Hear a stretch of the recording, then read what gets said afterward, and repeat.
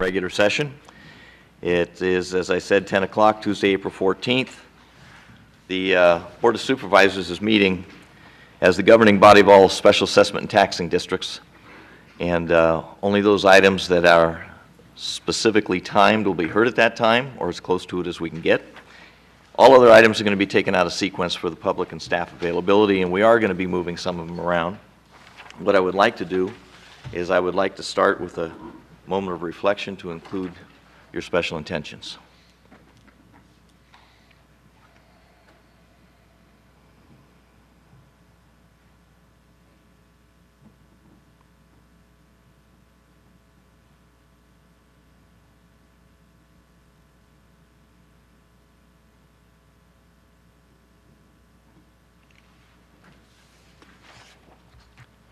And now I would invite you all to please join us in the Pledge of Allegiance, led by Kylie Hereford, the Clerk of the Board.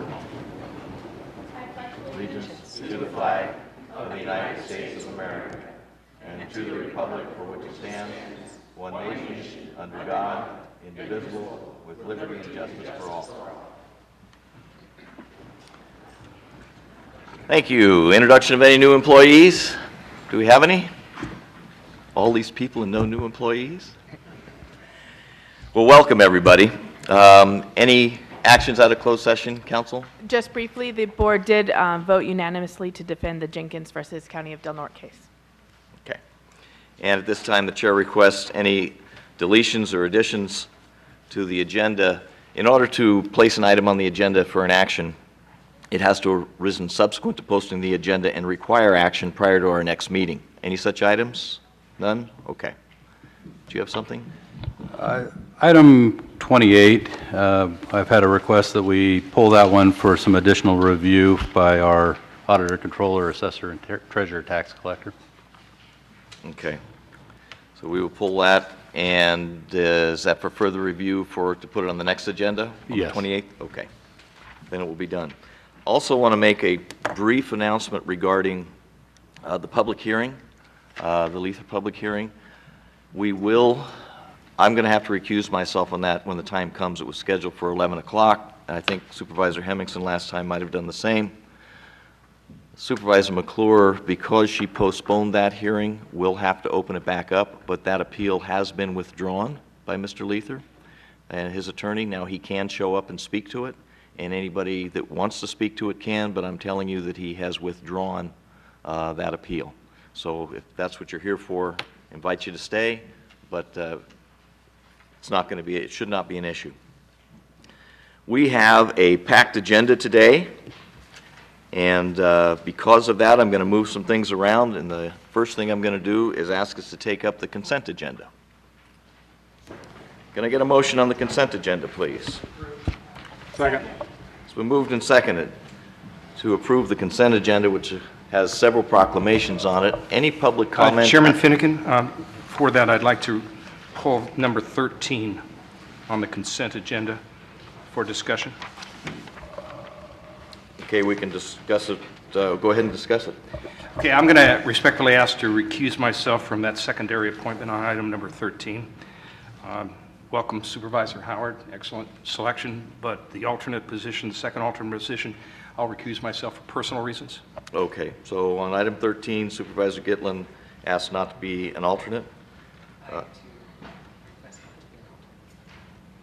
As does Supervisor McClure. The Board of Supervisors will be left without an alternate. Any public comment on any item on the consent agenda, please? No? Back to the board for the discussion. I'm at a little bit of a loss, I guess, as to why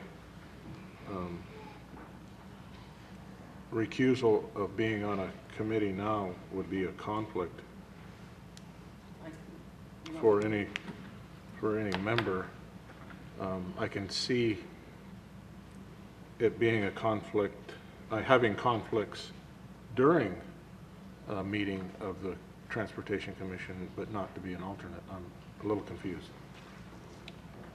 I'll be glad to speak to my request, and that is based on an application that I put in for safe route to schools, and I had no idea that I would be in a possible area of conflict, because I was looking at an opportunity to work with children and families and helping kids get to school on time.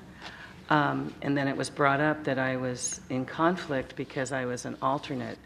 And I've been an alternate, I guess, for 17 years, and I've never sat on the committee or even read their agendas. So I've had no reach to that. But it's been identified that that causes a conflict for me, and so I can't do an after the fact just because I resign as a alternate. But in the future, it makes things, I'm going to take extra caution because I've been listed as something that I've never participated in. So that's why I'm doing it. Okay. Supervisor Gitlin, did you want to speak to yours? You No, don't have to. my issues are personal, and that's what I will keep as that, personal. Okay. Pull the vote, please. Supervisor Hemmingson? Yes. Supervisor Gitlin? If I'm voting that, it would be yes to the consent agenda exclusive of 13, yes. Okay. Supervisor Howard? Yes. Supervisor McClure? Yes. Chair Finnegan? Yes, abstaining on number 9. While I do not profit from it, I am the tenant from the same landlord next door, so might have the appearance of conflict to somebody. So yes to everything except number 9. And just for clarification, on number 13, Supervisor Gitlin, we removed you as an alternate. Did you not want to vote on it either? I can certainly not vote on it, on item 13. Okay. One through the other consent agenda items, yes, and if necessary, abstain from 13, but to remove my Okay. name. Thank you. So within that consent agenda, there were several proclamations. And the first one was to approve the proclamation proclaiming April 2015 as Sexual Assault Awareness Month as requested by the North Coast Rape Crisis Team. And I'd ask Supervisor McClure to read that proclamation. Thank you. It's an honor because of the good work that the team does. Proclamation of Sexual Assault Awareness Month. Whereas sexualized violence affects children, youth, adults, and elders of all genders from all racial, cultural, and economic backgrounds with public health, social justice implications for every person in Delaware County. And whereas it is estimated that 1 in 3 girls and 1 in 7 boys will be victimized by the age of 18. Whereas staff and volunteers of the North Coast Rape Crisis Team provide 24-hour service to survivors and their significant others to support those impacted, improve responses, and ensure that survivors are not re-victimized. And whereas the North Coast Rape Crisis Team partners with the county, tribes, and community-based organizations to promote best practices, responses, and community awareness, including participating in the multidisciplinary teams, such as the Sexual Assault Response Team, as well as collaboratives such as the Intertribal Women's Advocacy Network and Domestic Violence Task Force. Whereas the North Coast Rape Crisis Team provided prevention education, self-defense, and awareness raising programs, encouraging every person to participate in ending sexualized violence and promoting social justice. Now therefore be it proclaimed by the Delaware County Board of Supervisors that April 2015 is Sexual Assault Awareness Month in Delaware County, and in doing so reaffirms its commitment to the North Coast Rape Crisis Team and its vision, a world without violence, on this 14th day of April 2015.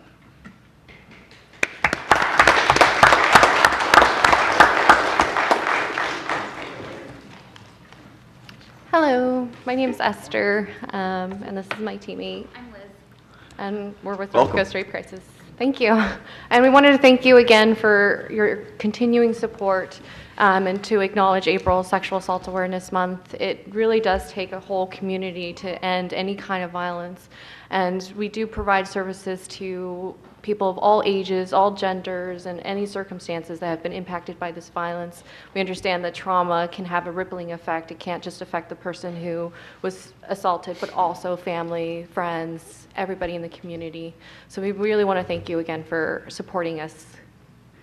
And as mentioned in the proclamation, we do provide a wide range of prevention education, starting from preschool all the way up through professional services. We also want to draw your attention to the calendar that you have before you. It has several events, some have already occurred, but also want to draw attention to the 22nd as Jeans for Justice Day. We've included a sticker and a small blurb to describe what that is, and we hope that you all can participate in some of these events. Thank you. Appreciate it.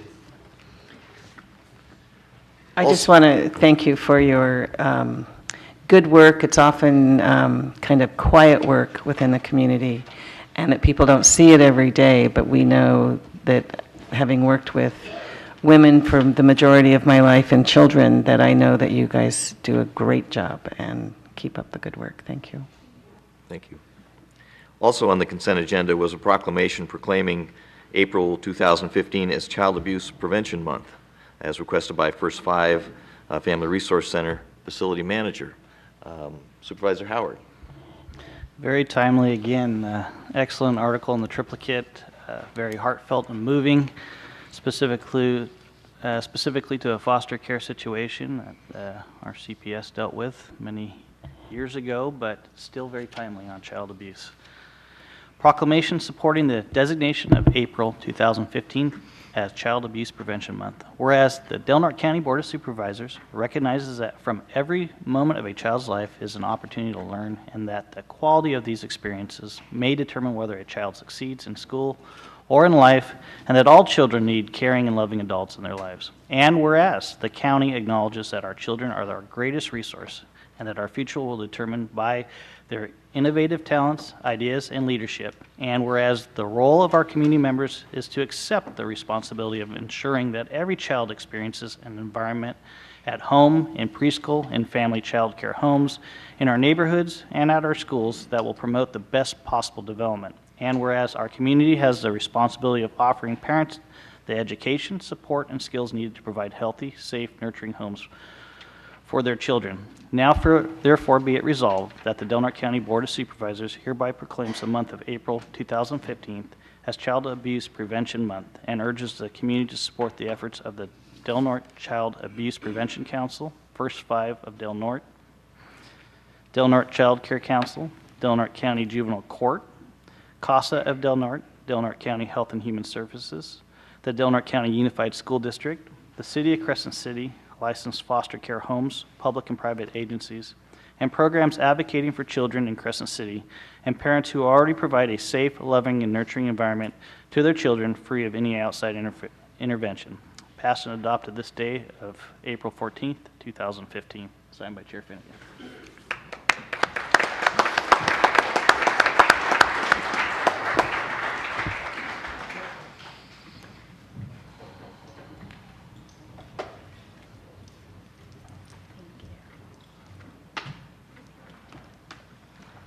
So we just wanted to say thank you so Would you much. introduce yourselves? Oh, sorry. Bernadette Johnson, and I work for Remy Vista as a family therapist who works with children, and right now serve as CAPC Vice Chair. I'm Amira Long. I'm the Program Manager at the Family Resource Center and the CAPC Secretary. So we just wanted to say thank you so much for approving the proclamation, and I'm glad that everyone had a chance to see the article in the paper. You know, we're trying to call attention to this issue in one way by flying the flags around town. And this year, we're happy to report that we have flags at almost every school and other major agency that works with children. We hope to increase this each year. So if you are aware of an organization who might want to fly a flag in the month of April next year, please contact us and let us know so that we can arrange for that to happen. And thank you for everyone who's doing things to support our children in this community. Thank you very much.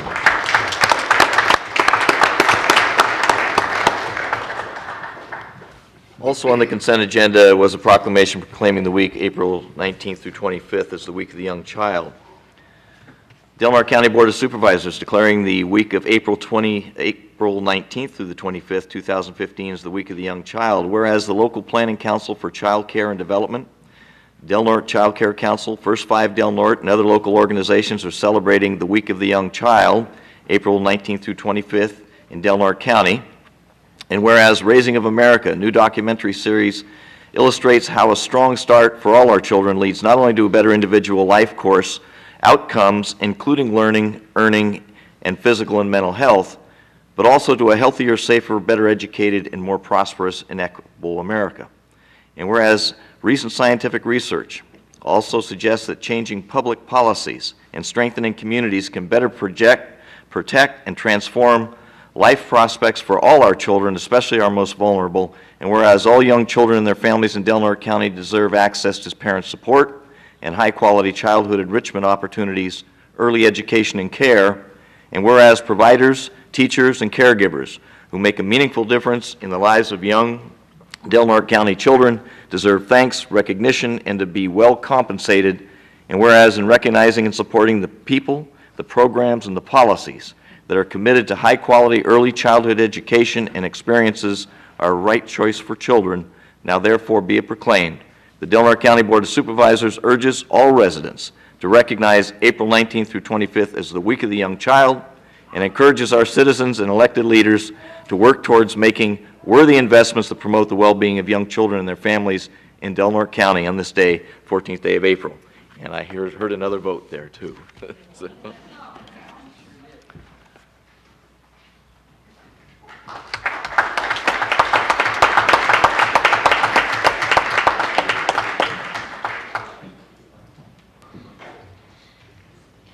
Thank you very much. Doreen Wells from the Local Planning Council for Child Care and Development.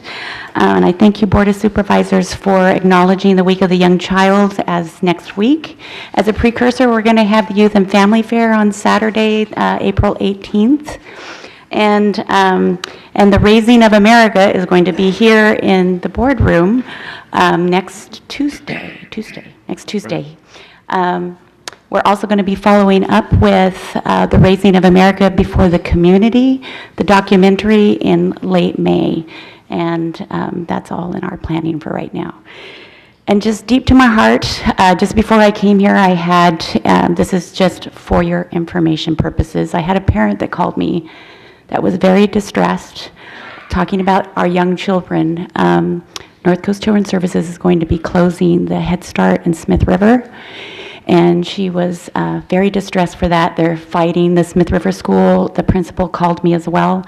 And just the community supporting that early education program there on the school site. So that was just an FYI. Thank you so much. Thank you, Doreen. Thank you. As Doreen mentioned, the Raising of America is a movie that we're going to show to all the policymakers, and I hope all the invitations have gone out, and then we will also follow up on those. Between all the elected bodies, the elected governmental bodies, and that's the tribal councils, the city, the county, the harbor, and others have been invited as well. Basically, the policymakers are going to view that, and then that's going to be 5 o'clock next Tuesday. And then, of course, we'll be followed up with a community presentation later in the future. So thank you for that. Also on the consent agenda was a proclamation recognizing April 23rd through 25th as Del Norte County High School Voter Education Weeks. And I'd ask Supervisor Hemmingson to read that. Yes, thank you. This proclamation recognizing California High School Voter Education Weeks is April 13th through the 25th, 2015. Whereas Del Norte County's Register of Voters, who serves as the county's chief elections official, is committed to strengthening democracy by encouraging voter registration and increasing participation in all elections by all eligible county residents. And whereas the strength of our democracy depends on the active participation of all of its citizens, regardless of age, and voter registration and participation of youth is historically low, and whereas young people play a critical role in our democracy by helping to choose the people who will lead us and by voicing their opinions on these issues that are important to them. And whereas high school students are encouraged to offer voter registration to eligible students with either paper registration applications or a link on the high school website to the state's online voter registration application, and whereas high school administrators are encouraged to name one or more students as voter outreach coordinators to encourage student voter registration during high school voter registration week. And whereas students are encouraged to participate in our democracy through civics and voter education programs, and by encouraging their peers and the members of their family and communities to register to vote and participate in elections. Now, therefore, the Del Norte County Board of Supervisors do hereby encourage all Del Norte County High School students and staff to participate in California High School Voter Education Weeks, April 13th through the 25th, 2015, on this 14th day of April, 2015.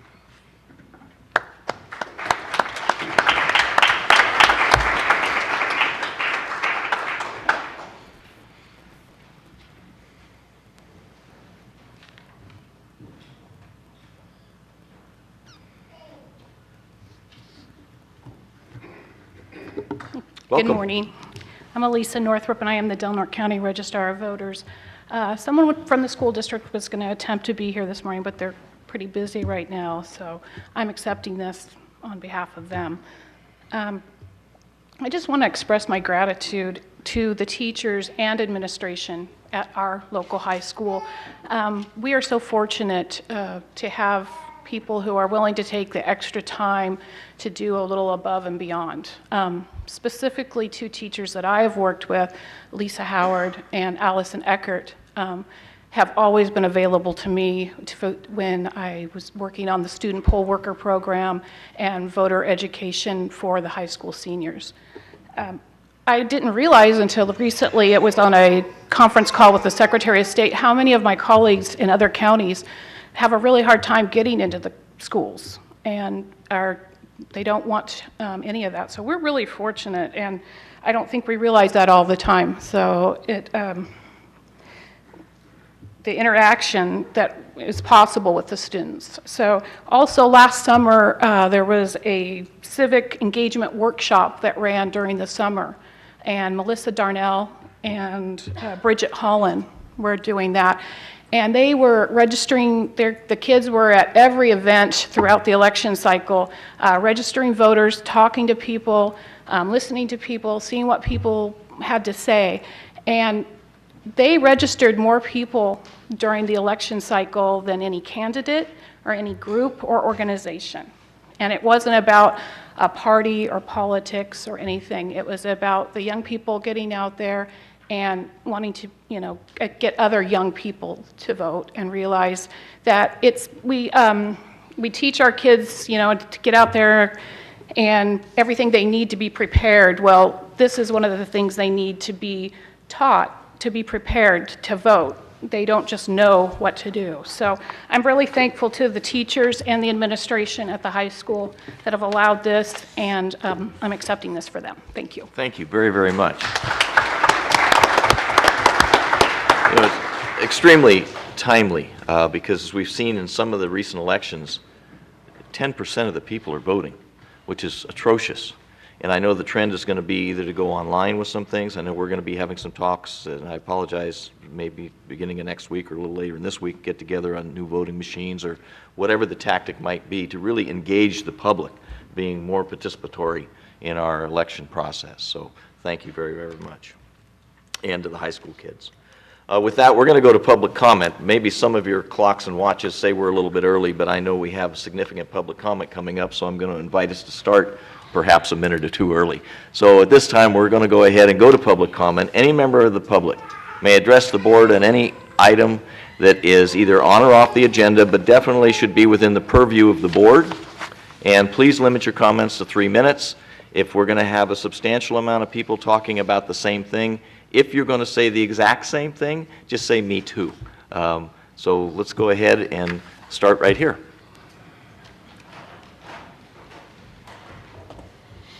And just please identify yourself for the record. Lori Ridgway, I live in Crescent City. I'm here based on the safety issues that are happening that are very serious out on South Beach. Someone is going to get seriously hurt, killed, maimed, injured. The law states that watercraft of this sort is motorized as if it is a motorboat, then it should adhere to the laws. The laws state there's right-of-ways. We cannot create right-of-ways when we are public in the way of and in the water with these crafts. It's not safe. Someone's going to get hurt.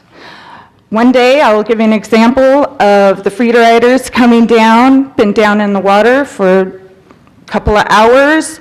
They brought down their jet ski on a trailer and parked it to the side, about 20 feet off. They got in the water, they zoomed away. My kids are in the water, playing in the surf is coming in and out, and they have a lack of disregard and respect for everyone around them. They don't realize, yes, they can stay within the laws of going 5 miles an hour, but that doesn't keep people safe. There's issues of boards flying loose, people all around. It's not safe. I propose that there be a no launch policy from the beach, that they use the launch, in which all motorboats are designed to do, have their watercrafts checked. I strongly urge you to reject the special use permit because it's setting a precedence and allowing them to come onto the beach and think it's okay, in which it's not safe. It's not safe, it's not working. We can't get law enforcement down there to adhere to the laws because timing just hasn't been right, but it's also not the place for them to securely have this taken care of. So 200 yards from the shore, 200 yards from the shore and 200 yards from a bather, a bodyboarder, a surfer, a stand-up paddleboarder, whatever it may be, they need to stay away. Thank you for your time. Thank you. Next, please. Next, please. Right. Go ahead. Okay. What you might do is we're going to put a sign-up sheet here. Come on up forward. So anybody that wants to speak during public comment, I'm going to ask you to sign up, and then the clerk will call you in that order, please. Go ahead. Good morning. My name is Jacob Chilcott. I live here in Crescent City. I'm here today to talk to you about the dangers that personal watercraft pose to pedestrian users of South Beach: swimmers, body surfers, stand-up paddleboarders, kayakers, kids wading in the water. If a PWC hits a pedestrian, it will cause serious bodily injury or death every time. Currently, PWCs are launching from the shore, immediately accelerating to high speeds and using the waves as ramps to launch into the air. Other PWCs are towing surfers into waves using a 50-foot tow rope. All of this is being done in close proximity to pedestrians. Again, if a pedestrian is hit by a PWC, it will cause serious bodily injury or death. According to a 2005 study, typical stopping distances for a PWC operating at 40 miles per hour are between 180 and 224 feet. If these stopping distances are compared to road vehicles, they are similar to those observed on snow and ice. Currently, there is no law preventing PWCs from operating in close proximity to swimmers, surfers, bodyboarders, people wading in the ocean, kayakers, stand-up paddleboarders. I ask that the county take action before serious bodily injury or death occurs at South Beach due to the operation of a PWC in close proximity to pedestrians. I ask that the county create an ordinance requiring the PWC to launch from the harbor. I ask that the county prohibit PWCs from operating within 200 yards of the shoreline at South Beach, as well as prevent them from coming within 200 yards of a pedestrian. The California Boating and Waterways Law states that no person shall operate a craft in a reckless or negligent manner so as to endanger the lives of the others. I have witnessed that occur many times. I've contacted law enforcement when I was the victim of that and felt unsatisfied with their response. This permissive attitude has created more and more PWCs. 2 years ago, we had one gentleman show up, kindly ask if we minded him using the beach. We said, no problem, just stay away from us. That was 2 years ago.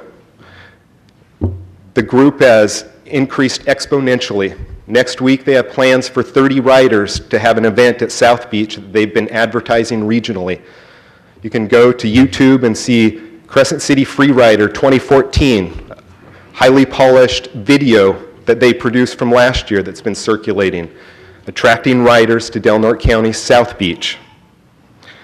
The local coastal plan states that new recreational development shall be located and distributed throughout the coastal zone in a manner to prevent undue social impacts, overuse, or overcrowding.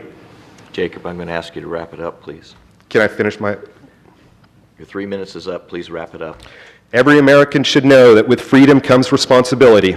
Freedom is earned and its proper exercise respects the rights of other people. Government enacts laws to balance the freedoms and rights among competing interests. The Crescent City Free Riders want to be free from following the law and respecting the safety of others. Thank you. Thank you for your time.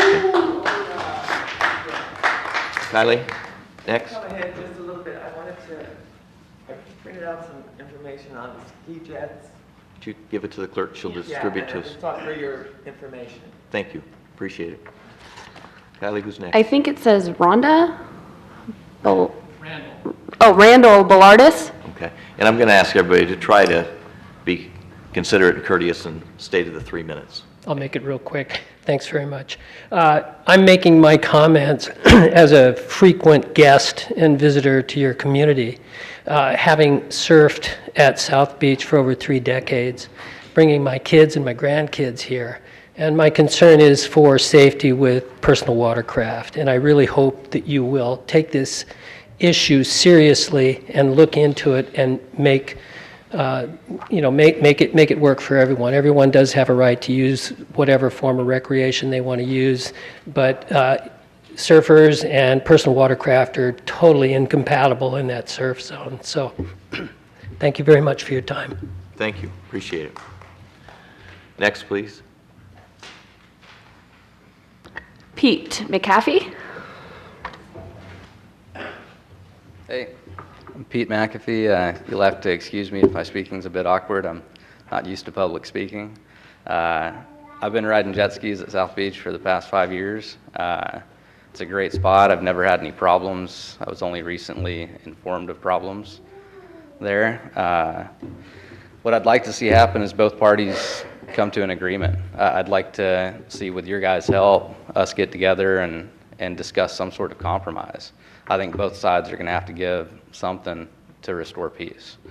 That being said, I'd like to ask that you designate a board meeting and address a discussion of the designation of either a section of South Beach or another reasonably easily accessible sandy beach around Crescent City under California state law be designated as a special area use for jet skis to ride surf.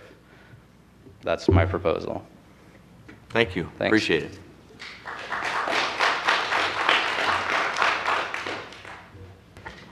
Kendra Rook.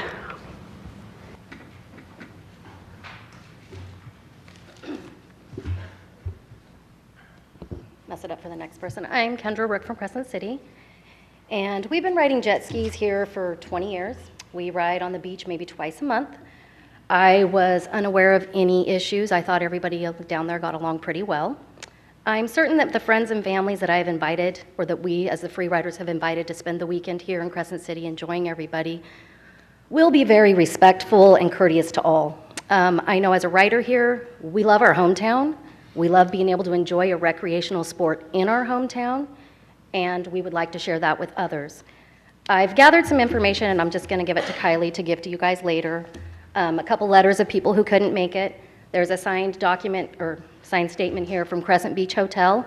I talked to him, and he said that he's never had any complaints.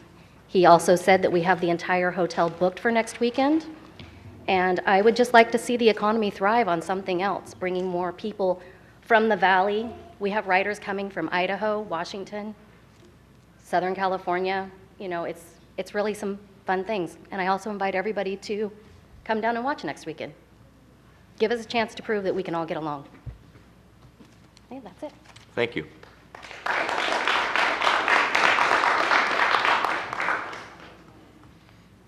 Next, please.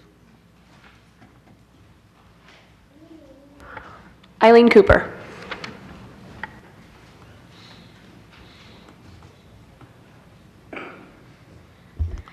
Hello, Eileen Cooper, and I live in the neighborhood, so of course I've heard about this issue. And I'd like to point out that this is an intensive use, and it clearly calls for a use permit. The local coastal plan does have a recreation section that addresses policies regarding overuse, conflicts of use, protection of resources, keeping recreation safe for all. And this obviously needs to go through proper permitting review, which is very late in the game here. And everyone's issues need to be addressed. And that's about it. Thank you. Next, please. Jenny Rosa. Hello, good morning to the Board of Supervisors. I'm a new person here. I've only been here 5 months, but you know, I live with a resident who's been here 40 years, and he's been very outspoken about the danger of jet skis. I know it's been repeated over and over, but you know, we need to reach a compromise, and that's what I'm here for. I mean, I agree with Pete McAfee. You know, he's a professional pro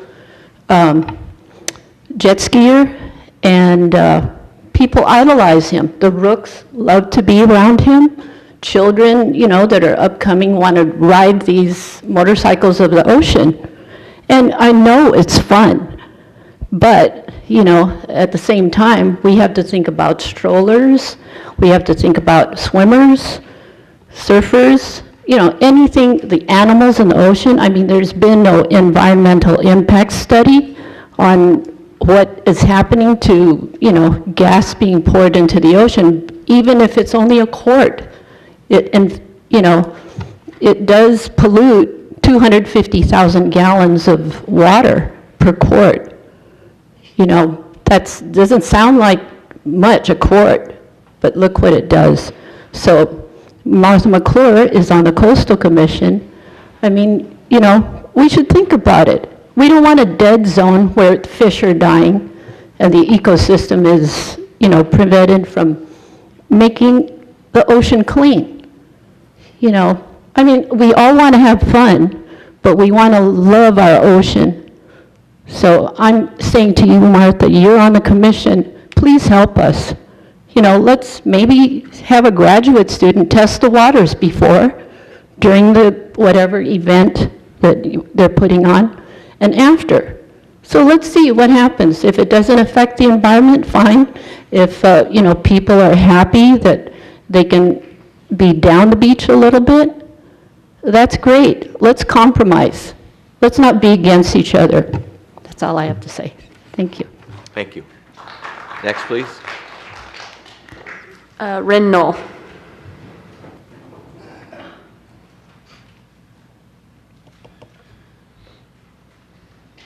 Hello, everybody. My name is Ren Knoll. I think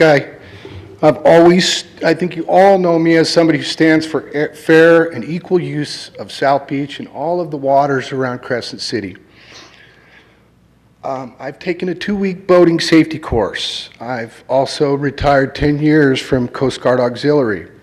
I was in the K-38 training course for 2 weeks down at Mavericks with PWCs. I have over 1,000 hours on PWCs in the California paddle to Santa Cruz and around Oahu. That being said, I'd like to answer the one lady's question here about pollution aspects of the two-stroke, and that is that for practically every 3 gallons of gas they put in these boats, a gallon of it ends up in the water. I can taste it when I go surfing. I can smell the oil when these boats ride around me. I am a PWC advocate. I don't want to, they would have us believe that we want a complete ban on these boats. That's not true. Two-strokes, on the other hand, they have been banned everywhere. Nobody lets two-strokes go in their waters because of their pollutive aspects. Four-stroke boats, on the other hand, different story. They're cleaner than our diesel boats that go in and out of our harbor.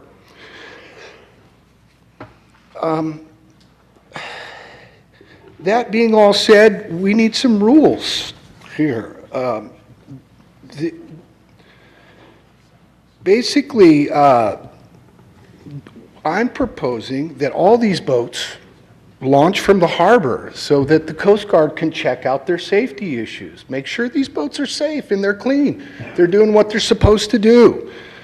Also, no boats should be allowed in the surf line where people are swimming and surfing. Do we allow motorcycles to do donuts around people that are in a crosswalk or on a sidewalk? Or let's think about this. Go up to our favorite trail, Boy Scout. You need to be on the mic. You know, do we allow motorcycles and ATVs to run around on a trail where we hike and bike? No, we don't. So that being said, we need PWCs to stay out of the surf line so that moms can take their kids to the beach and feel safe about letting them go surfing or swimming. We need better signage that states these rules. We also need an all-out ban on two-stroke, okay? They pollute beyond belief. That's why they don't make them anymore. These guys are all riding boats that have been pieced together from parts that aren't made anymore, basically. Finally, you guys need to think about your liability issue. I was in Hawaii. While I was there, 2 people died. Basically, swimmers got their head above water about this high.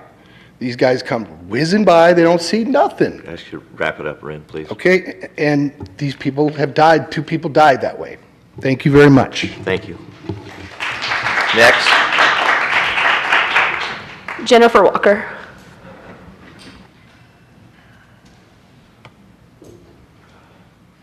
I'll be very brief. But one time I saw a bumper sticker that said, maybe if we ignore the environment, it will just go away. Ma'am, could you see your name, please? Jennifer Walker. I hope another tragedy doesn't occur for action to be taken. Another point, briefly, I want to make is a lot of people in the summer that live inland come to Crescent City. South Beach is the first sight of the ocean for many, many people. And it's a it has a nice slope, so children, it's a safe thing for children, and it's just doesn't seem right that no regulations are put in place in order to save or protect the public from these jet skiers. And they're made to operate in very shallow water, which, I don't know. So my only thing is, I just hope it won't take another injury or another death for people to realize that there need to be rules when you have a jet ski that weighs I don't know how many pounds and someone who isn't trained or who isn't serious. I'm sure there's probably somebody like that out there yahooing around in the shallow water. You're just waiting for something really bad to happen, and it needs to be controlled. And I gave you a lot of information, and it's kind of confusing, but that's it. That's all I have to say. Thank you. Next, please. I didn't have any more signups. Okay. Any member of the public wish to address the board on any item? No? Okay, then we're going to go ahead and close public comment. I do want to say I really appreciate the very respectful public comments from both sides, being respectful of each other. I really appreciate that. No name calling or anything, not even of the board. I should also state that for several months, myself and most recently also the CAO, Serena, we will be already have been reviewing access issues of what the ordinances say. We will be working with the harbor the Coast Guard, and the Sheriff's Department. And I would also invite spokespeople from both freeriders as well as surfers to come together to make sure that we get it right so everybody can enjoy it, but that it is safe and appropriate. So we will be working on that. Excuse me, sir. This is not just the surfers, this is concerned citizens. I understand. Thank you. Comment. I have been trying to get my head around all of the different issues. And as far as a coastal development permit in relationship to intensity, of a raised intensity of use, that could be part of an application process.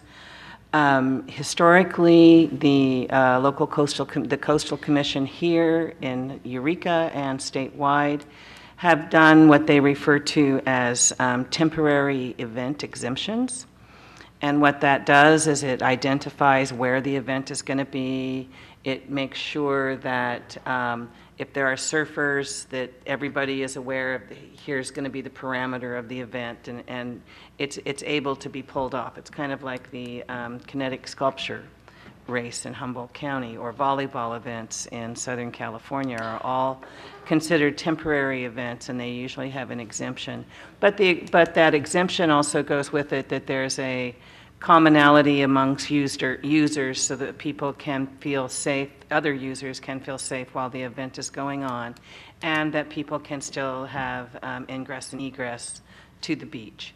And then also, of course, you know, if you have 40 people coming for a day-long activity at the beach, that you have ample porta potties and that kind of stuff there. And I have no idea if this group has done that, because there has been no formal application, which I'm kind of sorry for. But then I guess what it tells me is that the group will then follow the state regulations on the personal watercrafts. And that personal watercrafts, I think it's not 200 yards, I think it's 200 feet. But they are to stay away from a bathing beach by 200 feet. And that, hopefully the Coast Guard will be there this weekend, hopefully our Sheriff's Department will be there this weekend, and hopefully the National Park Rangers, because any California peace officer can enforce those personal watercraft rules. And that they also abide by the fact that if you're under 16, you're not driving one. Because you can drive one under 16 if you've done some classes and then there's another person on the watercraft with you. So those are the rules that I think could have been altered had there been an application for a special event, because then the event can come down into the surf zone because it can be set aside.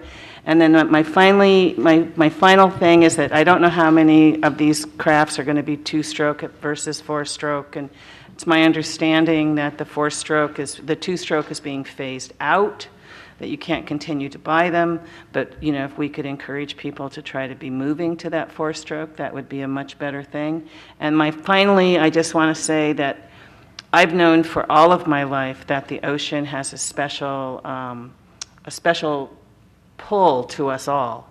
And that is exemplified here by everyone wanting to say, you know, come on, let's have a group get together and let's figure out how we can all enjoy the beach.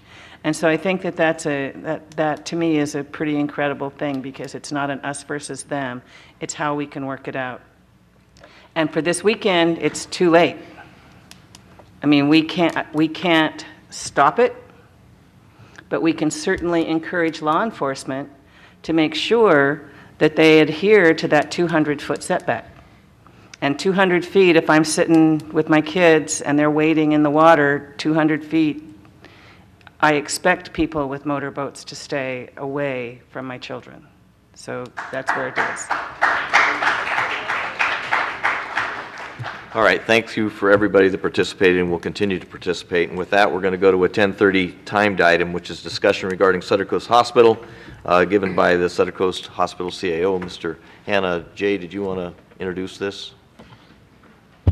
I think you did an excellent job of it. Mr. Hanna has graciously asked to present before the board and discuss some of the issues that are out there and also some of the Sutter's new changes and any other items that might come up. Thank you for having me. Mitch Hanna, CEO, Sutter Coast Hospital and Sutter Auburn Faith Hospital. So I kind of wear two hats, and I fly between Auburn, California and Crescent City, California, albeit it's getting a little bit more difficult to do that. Took 8.5 hours last week to get here. You know, there's been so much negativity surrounding the hospital and the medical community that I just wanted to come and share with you some of our plans that I think are a little bit more positive. And really, I don't have any formal remarks, but I wanted to share with you many of the things that I shared with our own staff earlier, actually last week during our town hall meetings. I'm sure you read in the paper that we made a decision to put the critical access designation on hold. And in large part, that has been driven by what we've seen as an increase in our patient census. And it's actually something that we're seeing across the country as more and more people gain access to health care through the Affordable Care Act. We're seeing more people enter our emergency departments, and unfortunately, many of them haven't seen a primary care physician because there are not enough physicians out there to handle this new volume of patients, but they do wind up in the emergency rooms and oftentimes wind up being admitted. So we have past probably 5 or 6 months, on average 6-7 days a month, where we have more than 25 patients, which as a critical access hospital, our bed count is capped at 25. So we didn't want to be in a position where we're actually turning patients away due to that cap. So we decided let's just wait and see if perhaps if we have more providers in the community and patients have better access to primary care, that will stabilize. But for the time being, we've put the critical access on hold. That application, of course, could be pursued sometime in the future, but for now we're putting that on hold. I did want to talk about a couple of other things that we're doing. We've got about a $17 million investment in an electronic health record that we will be implementing in March, actually March 5th of 2016 is our go-live date at Sutter Coast. That is going to be a huge undertaking. I'm a little bit concerned given the change of air carriers to the community, because what that really requires is a whole team, probably 30 to 40 people at a time here for about a month, flying in and out on a regular basis to help support that, just the first month of go live. But before that, there's a lot of activity taking place in terms of training staff, medical staff, et cetera. So I'm hopeful that perhaps by then PNR might be offering service that's a little bit more direct than through Portland. That is really, it really is a long haul, even if they are coming into Crescent City and not dropping us off in Medford as we're doing now. It's quite a hassle. So that's some of the good news. We're also looking at a development of an acute rehabilitation unit. Currently, we have a surgical care unit that is sitting vacant.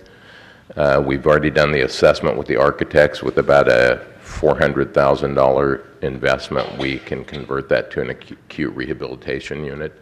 That service would really provide care to the typical kinds of patients are post-trauma patients, post-stroke patients, patients who have lost some aspect of bodily functions, speech, ability to ambulate, et cetera. The average length of stay in an acute rehab unit is about 15 to 17 days. So currently, patients have to go to Eureka or Medford. So that's a bit of a hardship for families having to commute back and forth. So we're hopeful that we can get that open. We're working with the Rehab Care Group, which is a national operator of acute rehab units, and hope to have that operationalized by December of this year. We actually have a long list of projects that we're working on, you know, and many of these, because they do require hospital construction and are regulated by the state, take longer than we ever anticipate. So certainly some of these things are not going to be accomplished this year, but I wanted to share with you some of those. Our ER expansion, this is a project that we started looking at in 2011. Our ER sees about 22,000 patients a year and currently has 11 beds. So we really would like to grow that. This project would double the size of our emergency department. It would also add, what we're looking at now is 4 observation beds, which actually in the future, if we did decide to pursue critical access designation, would be a real positive, because there are many patients that the government now, as they're looking at the costs associated with the Affordable Care Act, they're trying to put restrictions on qualifying patients for inpatient admissions. So you may have heard of the 2 midnight rule, which is basically if a patient is not in the hospital for 2 midnights, the government will not reimburse them as an inpatient. So you could show up in the ER at 12:05 in the morning and be there that whole day, overnight, and then the next day and get discharged sometime in the PM, which is when most discharges occur, and your care would be deemed that of an outpatient or an observation patient. So if we have those beds in the ER area, we would be able to, handle that patient population there. That ER expansion is probably going to run between $8 to $10 million. We don't have the price tag yet. We're still working on the drawings. Now, we did have drawings developed in 2011, but they didn't include the observation area, so we're revising all that right now. We are also putting an imaging center in Brookings. We were approved for a $1.2 million piece of equipment, a 128-slice CT scanner. That is absolute state-of-the-art imaging technology. It is so fast, a CT occurs in a little bit more than a minute, and it exposes the patient to far less radiation than they would be experiencing in some of the older models. But it also is so fast that it can image the heart. So there will be some patients that we will be able to image and not transfer, which is what we typically do now because of the lack of cardiology services here, so we transfer patients out. If we can rule out certain conditions by virtue of giving them a cardiac image, we will be able to keep those patients here. So the plan is to take our existing CT, also mammography, ultrasound, and x-ray, and put those in Brookings, immediately adjacent to our internal medicine clinic there, and be able to offer outpatient imaging services that are not hospital-based. The positive aspect of that is that we'll be able to offer those at a lower cost to the patient because they're freestanding and not part of the hospital. We have about $5 million allocated to us by our system, by Sutter Health, for ADA compliance projects. So we're going to be doing a lot of that work. A little bit of it's been done already, but for the most part, I think we've still got just about $5 million that we're going to be spending on improvements to our clinics to make them compliant with the Americans with Disabilities Act, and also be doing some of that work in the hospital. Outpatient infusion. Our hope actually is that as we're doing the ADA compliance work in our clinic, we're going to be able to make modifications and free up space where we will be able to offer an outpatient infusion center. Again, infusion is a service that oftentimes requires multiple treatments in a week, and patients currently are having to leave our area and drive an hour and a half to receive infusion. Many of those patients, if they're a cancer patient, they're receiving chemotherapy. We actually have some within our own ranks at Sutter Coast who are doing that regimen right now, having to drive an hour and a half to Medford for chemotherapy. So hopefully we will be able to offer that service here locally. Dialysis, we are in conversation with DaVita, which is a very large national dialysis provider. Not only to have inpatient dialysis, but to offer outpatient dialysis. That is one that will probably require about 3,000 square feet of space, which we currently do not have on campus, so it will involve us looking for property to lease and making tenant improvements to that in order to accommodate that service. But again, as we look around at what services are available in the community and what are not, we think that that is one that would be well suited for our community. Beyond that, we're just really focused right now on physician recruitment. We have a second urologist who's here on a half-time basis. We have a endocrinologist who's just here a day a month, but we have previously not had that service at all, so that's a nice service to have here as well. We just onboarded a new internal medicine physician, a female, so she will be actually starting later this, I think Thursday actually is her first day. And we are currently recruiting an orthopedic surgeon. We have a general surgeon candidate who has already signed, but he's waiting for his license to come through. So we've got a fairly aggressive recruitment plan. We're recruiting another pediatrician as well, have interviews going on there. And for those specialties that our population cannot support, and there are some, we're kind of in that precarious situation where we've got about 40,000 in our service area, and certain specialties require 150,000 people in order to support one provider. So those are areas where we're actually looking at telemedicine, and probably the first of those will be nephrology. We're going to be contracting with a nephrology group out of the Sacramento area so that our hospitalists and ER physicians can consult directly with them. And what kind of area of medicine is that? Kidney.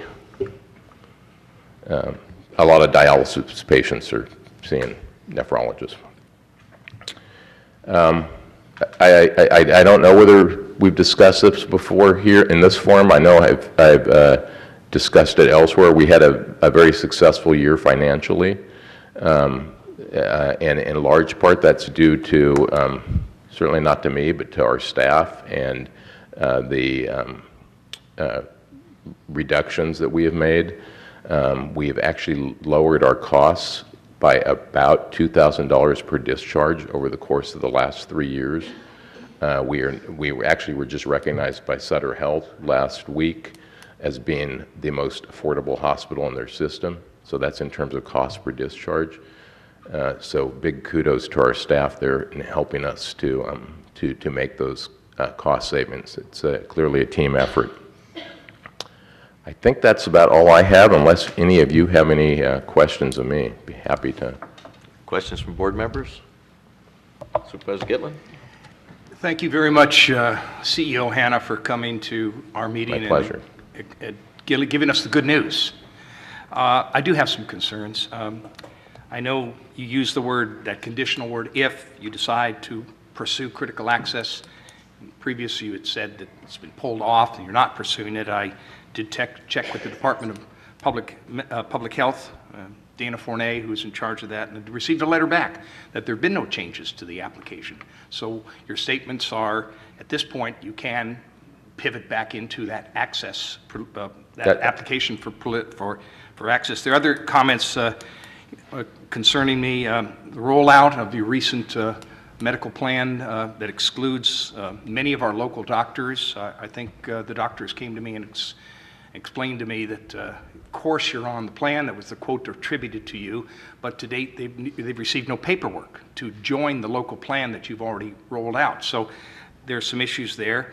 I'm delighted to hear that the hospital is now profitable, which was the original intention for going into this critical access mode. So it would be helpful to know how long we've been profitable and what the prognosis is for our future. So those are some of the concerns that continue to address, including you've identified some of those according to the Camden report, having to do with cardiology and endocrinology, nephrology. So I'm hoping that those are issues. The one area concerns me, the Camden report called for no increase in a half-time or a full-time urologist. We have a good one here, and I'm concerned that his business, his practice, 22-year practice I might add, will be severely curtailed by the inclusion of a supplemented, a subsidized half-time position from the department. So these are areas that continue to trouble me, and I hope you'll address them.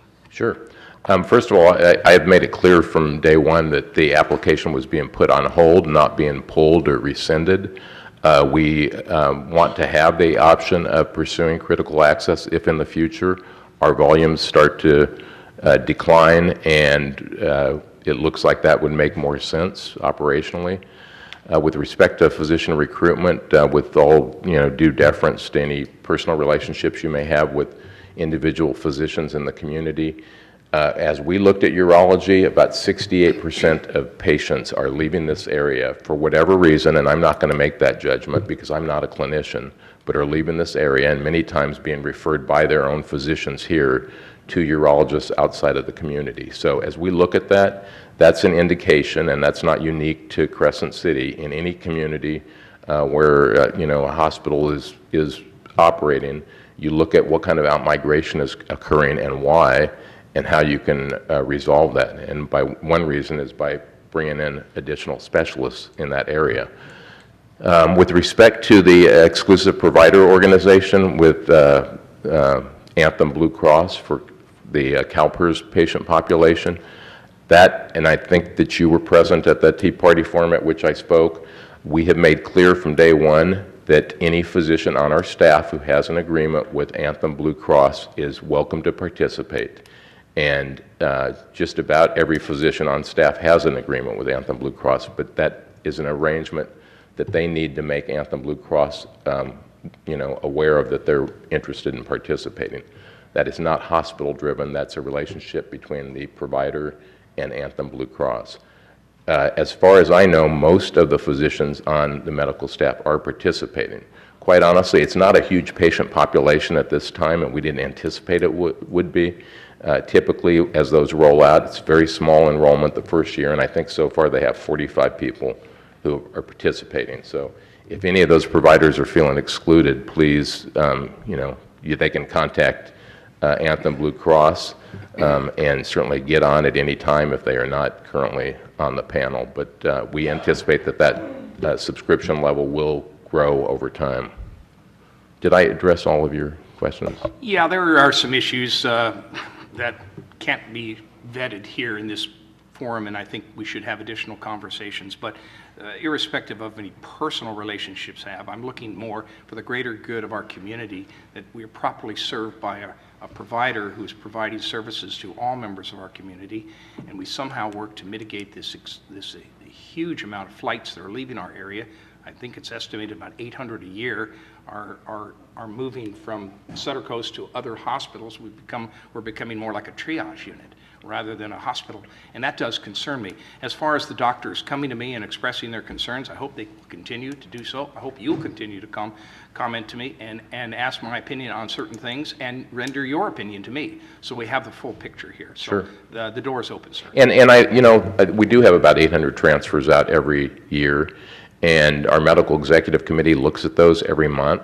We divide those by not only where the patients are going, and the vast majority of them are going to other facilities in this area. In fact, last year of those 830 in total went to Sutter Hospital. So despite things that we've heard or read in the paper, the Sutter Health System is not using Sutter Coast somehow as a feeder to feed their other organizations for the most part. Now, those 30, most of those happen to be heart patients, and we do have a telemedicine structure with California Pacific Medical Center in San Francisco, and many of those 30 patients were patients who wound up at CPMC. I had not heard that about anything having to do with directing to the Sutter facilities, but other than just sure. other hospitals. That has not come to mind. And the other way we kind of slice those transfers out is by diagnosis, to make sure that patients aren't being transferred for physician convenience. And it does not appear that that's occurring. Most of those patients are patients who require specialty care that we currently do not have available here. And actually, one of those right now, sadly, happens to be orthopedics. Our goal, and actually those orthopedic surgeons that we're currently recruiting, I want to make it very clear that any orthopedist we recruit, we're expecting them to be able to do total joints, to be able to handle fractures, et cetera. So we are trying to reduce that number of transfers out. Okay. If I might ask you just real briefly. You mentioned adding services in Brookings. Yes. Was there a reason it's Brookings and not in Del Norte County or Crescent City? And will that have any effect on Medi-Cal reimbursement rates? Or? Well, frankly, the reason is imaging, as you might imagine, is a very costly service. The equipment is extremely costly. So we've already got hospital outpatient imaging services here. So the goal was to really be able to provide those services in a more disparate geographic location where we might attract patients who otherwise, might have come to us, but for the distance to travel. So that was really the goal there. And certainly that does not preclude, again, because, it is a freestanding outpatient setting, it does not preclude, people from California to go there to receive those services as well. Yeah, Mr. Hanna, thank you so much for taking time out of your busy schedule. Oh, my pleasure. Thank you for having me. Some very refreshing news, what the hospital's doing and growing. We've been hearing doom and gloom. We certainly would hope that this critical access gets permanently put on hold, but that certainly is probably going to be your decision. But this to me is very refreshing news. All of these expansion things, the things that you're doing to grow the healthcare in this community, for this community, I think is outstanding. And hopefully you'll take the time to come back and visit us as these things progress and give us more good news. I would look forward to that, absolutely. Yeah. Thank you so much. Supervisor McClure? Yes, thank you for coming and Sure. sharing with us the information and the improvements that are on the horizon.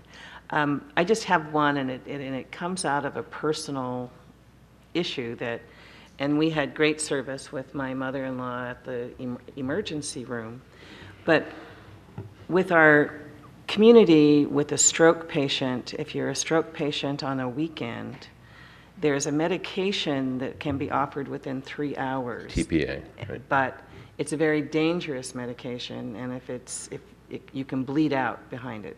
That's great. So if you know that you have a blood clot on the brain stem, then they give this shot, and people then have time then they can get medical attention. But on the weekends at Sutter currently, we don't have an MRI available. And the MRI is what tells the story about should this shot be administered or not. Mm-hmm. And so I'm hoping that years and years ago, we had a 24-hour radiology that was top-notch. And I'm hoping that can become part of the landscape, that we could be looking at that, because I think strokes are a very common occurrence, especially with a senior population, yes, and which our demographics are showing us that we're increasing. So I'm just hoping that we can see in the near future that we have a 24/7 MRI capacity, because I think that's a life-saving. It was kind of awkward needing to make that call because there wasn't an MRI available for another 18 or 24 hours. And so, that would be something that I would hope as a first ER service, that we can maybe make sure that we have that available so people's lives can be saved and not have to make that awkward decision of should we take the shot or should we wait and get an MRI. Right. Thank you for that. Thanks. We're actually right now trying to get our imaging staff trained on multiple modalities. In the past, historically, you were either a CT tech or an ultrasonographer or a MRI tech or a nuke med tech, and our goal is to try to get them trained on multiple modalities, so we will be able to offer better imaging coverage. Cool. Thank you. Supervisor Howard. Thank you for coming before us and Sure. sharing your time, especially on the expansion of services. It's greatly needed. I think you're aware, since you've come to this community, there's not a week that goes by where not one of these Board of Supervisors is approached about Sutter Coast. And I believe, based on my observations as a new board member, that transparency specifically needs to be addressed in your tenure. And I'm not entirely sure how you go back and mend fences that have been torn down. But I do encourage the efforts you're making today to continue, because we need to heal a lot of the wounds that have been created in this community over the last several years. I'm not exactly sure how to do it, but the approach that you're using today, the approach that you've used in the Del Norte Tea Party presentation that you made last month, I encourage that communication to continue. We are a small community and we work closely together, and we certainly would like Sutter Coast to continue the efforts that you presented today. Absolutely. Thank you for that. There has been a lot of negativity, as I preface my comments with, and we certainly hope to change that, because we know that we are a vital part of this community and one of the largest private employers.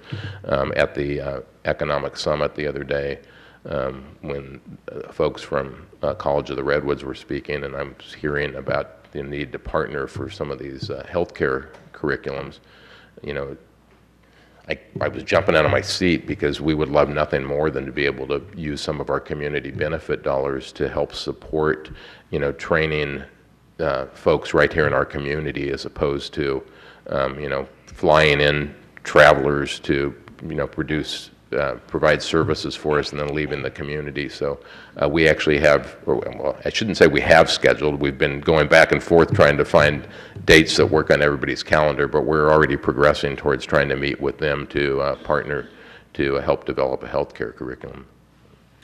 Well, Mitch, Mr. Hanna, thank you very much on behalf of the board for coming before us. I encourage you, as they all did, continue the lines of communication and hopefully towards the betterment of medical services in this community for all our citizens. Thank you. Thank you for your invitation. With that, we're going to go ahead and go to the 11 o'clock item. I know we're running a little bit behind, and as a matter of process, this is a continuation of a public hearing that was let at our last Board of Supervisors meeting, at which Supervisor McClure is going to run the meeting, because Supervisors Hemmingson and myself recused ourselves from this item.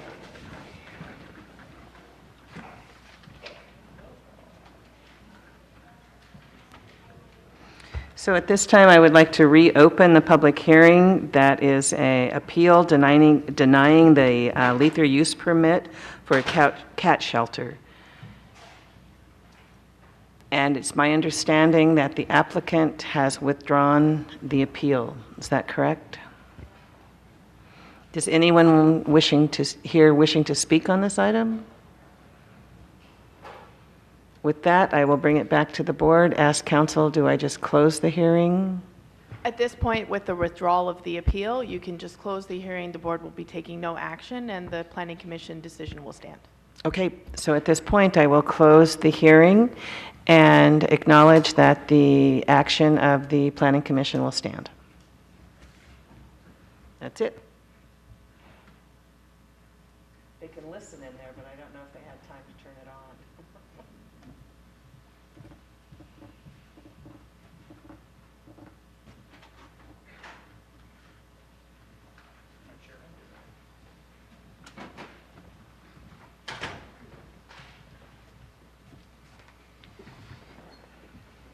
All right, thank you for that.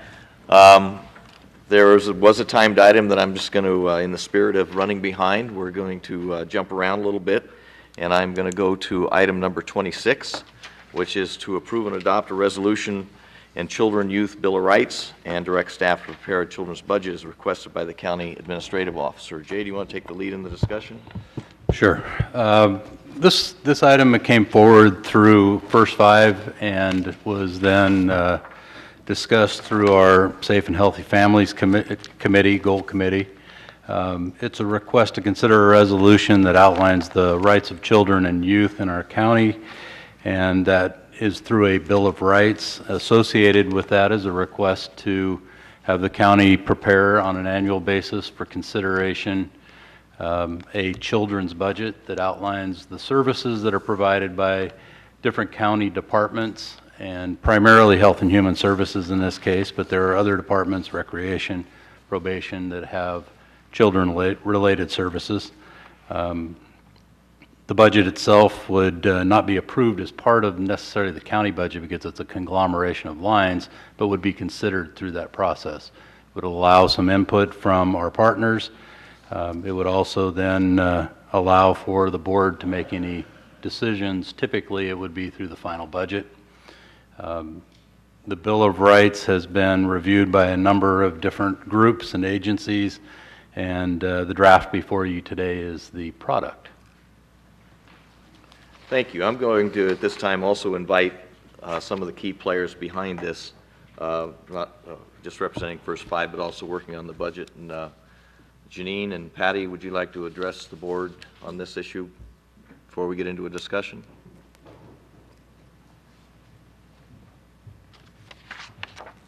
Hi, my name is Patty Vernelson. I'm the director of First Five Del Norte. And I'm Janine Galatioto, and I'm on contract with First Five Del Norte. So what's your pleasure? To talk about how we got into this in the first place? Yeah, briefly summarize where we're going and why it's before us. So I think First Five got involved because we were invited to a statewide meeting in the Bay Area about a year and a half ago called Funding the Next Generation. And there were a lot of First Five commissions and people involved in government and nonprofits, children's organizations, and foundations, really looking at how are we funding children's services in California? And specifically the things that really struck me at that time were an understanding that federal and state dollars for children have been shrinking. And people don't really understand that. So there's been a decrease of 3% of federal funding for children. This state budget, and since 2007, funding for preschools and childcare has been decreasing in California, and that money hasn't been restored, even though the budget is better. So it's more an idea from a policymaker point of view and a local elected point of view of our children receiving their fair share of resources, and do we have a continuum of services? And even as part of the whole Building Healthy Communities discussion, do we have any attempt to shift money toward prevention? So that's really what started this. Basically, I've been working on a budget, and it will be a community-wide, that's the goal at this point, it'll be community-wide. It'll also encompass the library, the city, and the county, and services provided to children throughout this community. And the budget that was presented to you is in draft form, but it takes the county budget now, and it basically shows how much we are receiving from state and federal funds and how many local dollars are being expended. It also talks about mandated services and non-mandated services.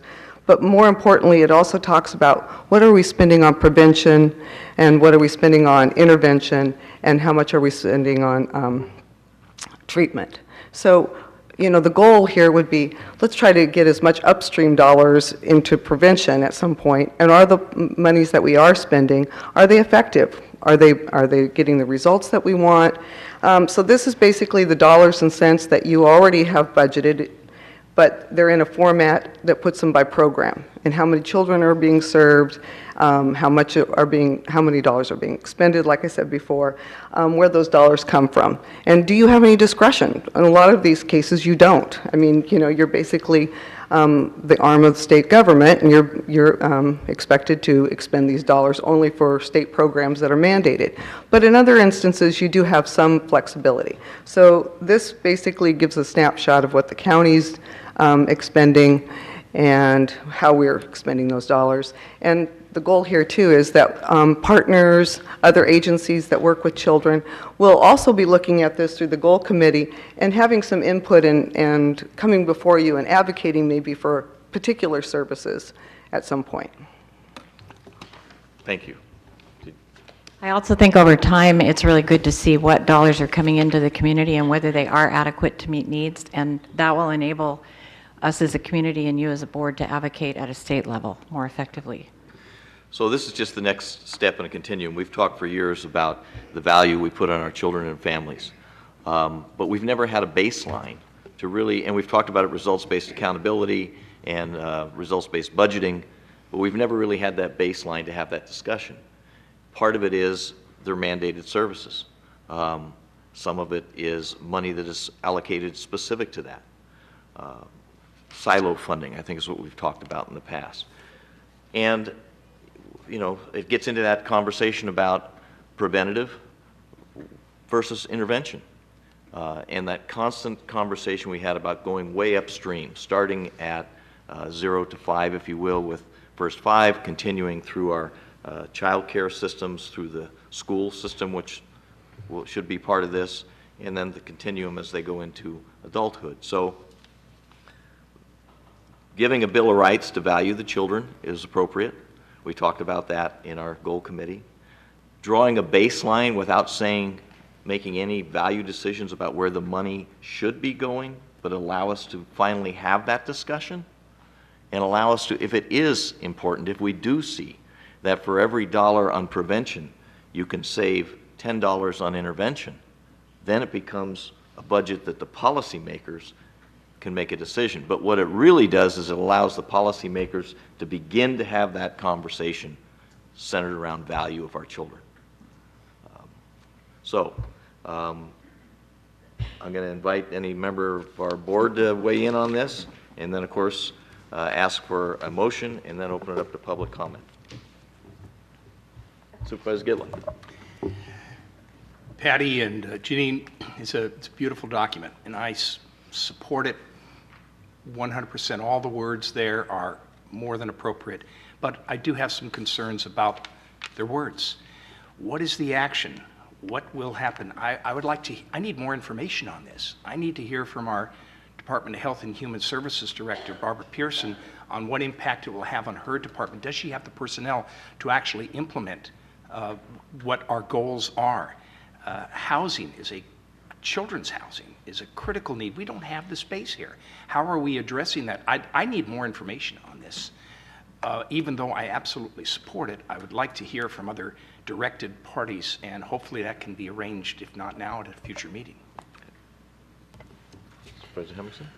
Yeah, thanks, guys. Yeah, it looks, it all looked good on the outside, and I'm always happy to hear that we're using evidence-based programs, that we're sure that we're getting bang for our buck, because it's not always about the money. You can throw money at just about anything and have no results whatsoever. So I don't think we need to just be throwing money at things. We need to make sure that what we're doing is helping, and not just kicking the can down the road and going to end up with a big bill later on, like David was saying. If we can make sure that we're doing the right preventative activities, that and it's costing us $1 here and we're saving $10 down the road, that's a good thing, and that's what we want to make sure we're doing. So I think the direction is great. We certainly need to be looking at these kids younger and younger. Anyway, I've blabbed enough. That's Any other comments or a motion, or both? So on the social services budget, when we adopt this resolution, we are going to be directing for a children's budget to be presented during budget hearings. How will that be different from what they do now? Well, this is by program. When you receive the budgets now, basically you're just getting the entire amount of aid paid, not exactly by specific to what programs are being served. So this is basically taking that information and just putting it in another format. So you'd be adopting this as a separate document, but when you adopt that budget, Jay can speak more to this, but you're adopting the entire county budget there. This is just sort of a supplement to it. And what this does is it breaks out the program analysis. And this also helps you as policymakers about making policy. Even when you advocate at the state level, you have better information about what you're spending in certain programs and how those programs are being used. Right, and how effective. Well, with that information, I would like to move that we adopt the resolution of the Bill of Rights for Children and Youth, thereby directing the Department of Health and Human Services Administration to prepare a children's budget that will be heard during our annual budget process. Can I get a second? Second that motion. Okay. Moved and seconded. Any public comment on this? Then, sure. Linda Sutter, County. Excuse my ignorance on this, but what the hell? Did you guys get what the Bill of Rights were? What is it that they're writing? What is the Youth Bill of Rights? It's in our agenda packet. It's in your agenda packet. Did we get that? And it's online. It's online. Well, that's my mistake. All right, thank you. Thank you. Any other public comment? Okay.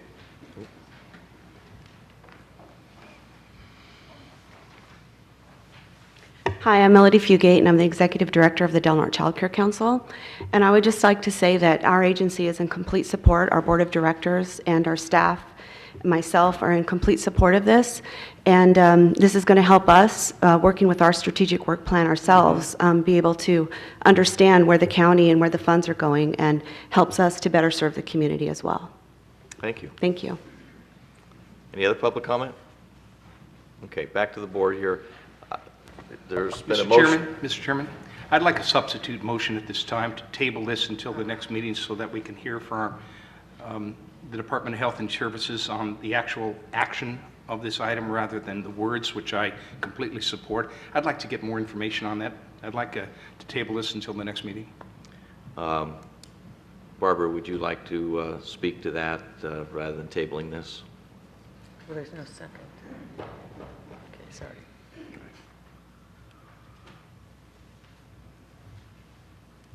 I'm Barbara Pearson, the Health and Human Services Director. I believe that we have a place in assuring that children and families have safe housing and adequate food and schooling, but this really is a community-wide endeavor. So we're a piece of that, but not the whole thing. It's the community that needs to support the rights of children to grow up in a healthy, safe place. But we're obviously very committed to doing this. Thank you. Just pointing out with what Barbara had to say, two things. One, that directing the Department of Health and Human Services and the administration, this is supposed to be a partnership. It's going to go to the city. It's going to go Everybody. It's going to go to everybody. It's going to go to the library. It's anybody that touches children in any way. And it is not a mandate of how to budget, but it's rather a baseline so we can start having those discussions. There was no second to that motion, so we're going to proceed. And with that, threw me off track a little bit there. This is a baseline of which nothing but good can come out of. It allows us to begin the conversation with other partners of where the money is being spent. There are no-cost, low-cost solutions that we can find with partners that are not in this budget that maybe can free up some of these dollars, and then we're going to find out some of these dollars can't be spent for anything else. The bottom line is we have to at least figure out where it is, where it's going, if it's effective, and how it can better serve the community. With that, I'm going to ask you to poll the vote, please. Supervisor Hemmingson? Yes. Supervisor Gitlin? Yes. Supervisor McClure? Yes. Supervisor Howard? Yes. Chair Finnegan? Yes. With that, I'm going to go ahead and read the resolution of the Board of Supervisors to endorse the Bill of Rights for Children and Youth. Whereas the Bill of Rights for Children and Youth is a public declaration of support for the rights of children and youth to certain fundamental elements of safety, well-being, education, quality of life, and a voice in those matters affecting them. And whereas the Board of Supervisors of the County of Del Norte adopted resolution numbers 99-083, a resolution establishing a policy of commitment to the agenda and principles of a prosperous, safe, and healthy community that established and adopted 10 goals, one of which was to empower our community by affirming safe and healthy children, families, and individuals. That was in 1999. Whereas the Board of Supervisors in the County of Del Norte adopted year 2007 as the Year of the Child, and again in 2013 in conjunction with the California State Association of Counties. And whereas these declarations represent support for the rights of all children and youth by boards of supervisors when making budgetary decisions and the allocation of funds. And whereas during the annual county budget process, the county will develop a children's budget that specifies source and funding allocated to children's programs. And whereas it is important to understand purpose, the budget should specify if the program targets prevention, intervention, or treatment. And whereas the county will collaborate on the development of a children's budget with organizations and individuals who are not traditionally considered part of the behavioral and public health delivery system, but are providers and/or stakeholders in multifaceted community-based and family-based programs. And whereas preventive services reduce risk and increase protective factors that foster resilience, which in turn reduces the high cost of intervention and treatment. Every effort should be made to provide funding and programs that strengthen families and build resiliency in the children, and therefore be it resolved that the Board of Supervisors will develop a children's budget as part of its annual budget process that focuses on prevention, activities, and the county's community partners and stakeholders will have ample opportunity to provide input in the preparation of the children's budget on this 14th day of April unanimously. Would anybody like this? Where would this be most appropriate? Jay, do you want administration? You want it with first five? Do you want It was originally initiated through First Five. First five, here you go.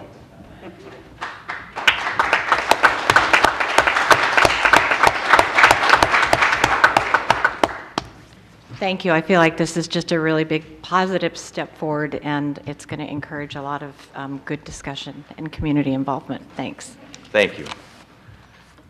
With that, my apologies to item number 23 and a time dive of 11:15. We're now going to go to a presentation regarding the PACE program to the board to allow the board multiple options when determining PACE program rollout in Delaware County. And Supervisor Howard, you pretty much took the lead on this. Do you want to open it up? Correct. I'd like to welcome Mark Rogers from the HERO PACE program to present to the board specifically on the meaning of the PACE program and the opportunities that the state program presents to the County of Del Norte. Mark Rogers. Thank you, Mr. Chair, members of the board. Thank you so much. Staff, appreciate your work getting this all together. I know it was a bit confusing, so much appreciated. So my name is Mark Rogers. I'm here from a company called Renovate America. We have a finance product called HERO. And what HERO is, it's a property assessed clean energy finance mechanism. So I'll go into a little bit about that. More than speaking specifically about my own program, I'm going to speak about PACE in general and why PACE is good for the community. And my hope today is to get the board and the staff to all agree that they're going to work on bringing PACE forward as an option in the community, regardless of the provider specifically. So, well, that's right. I'm supposed to be able to.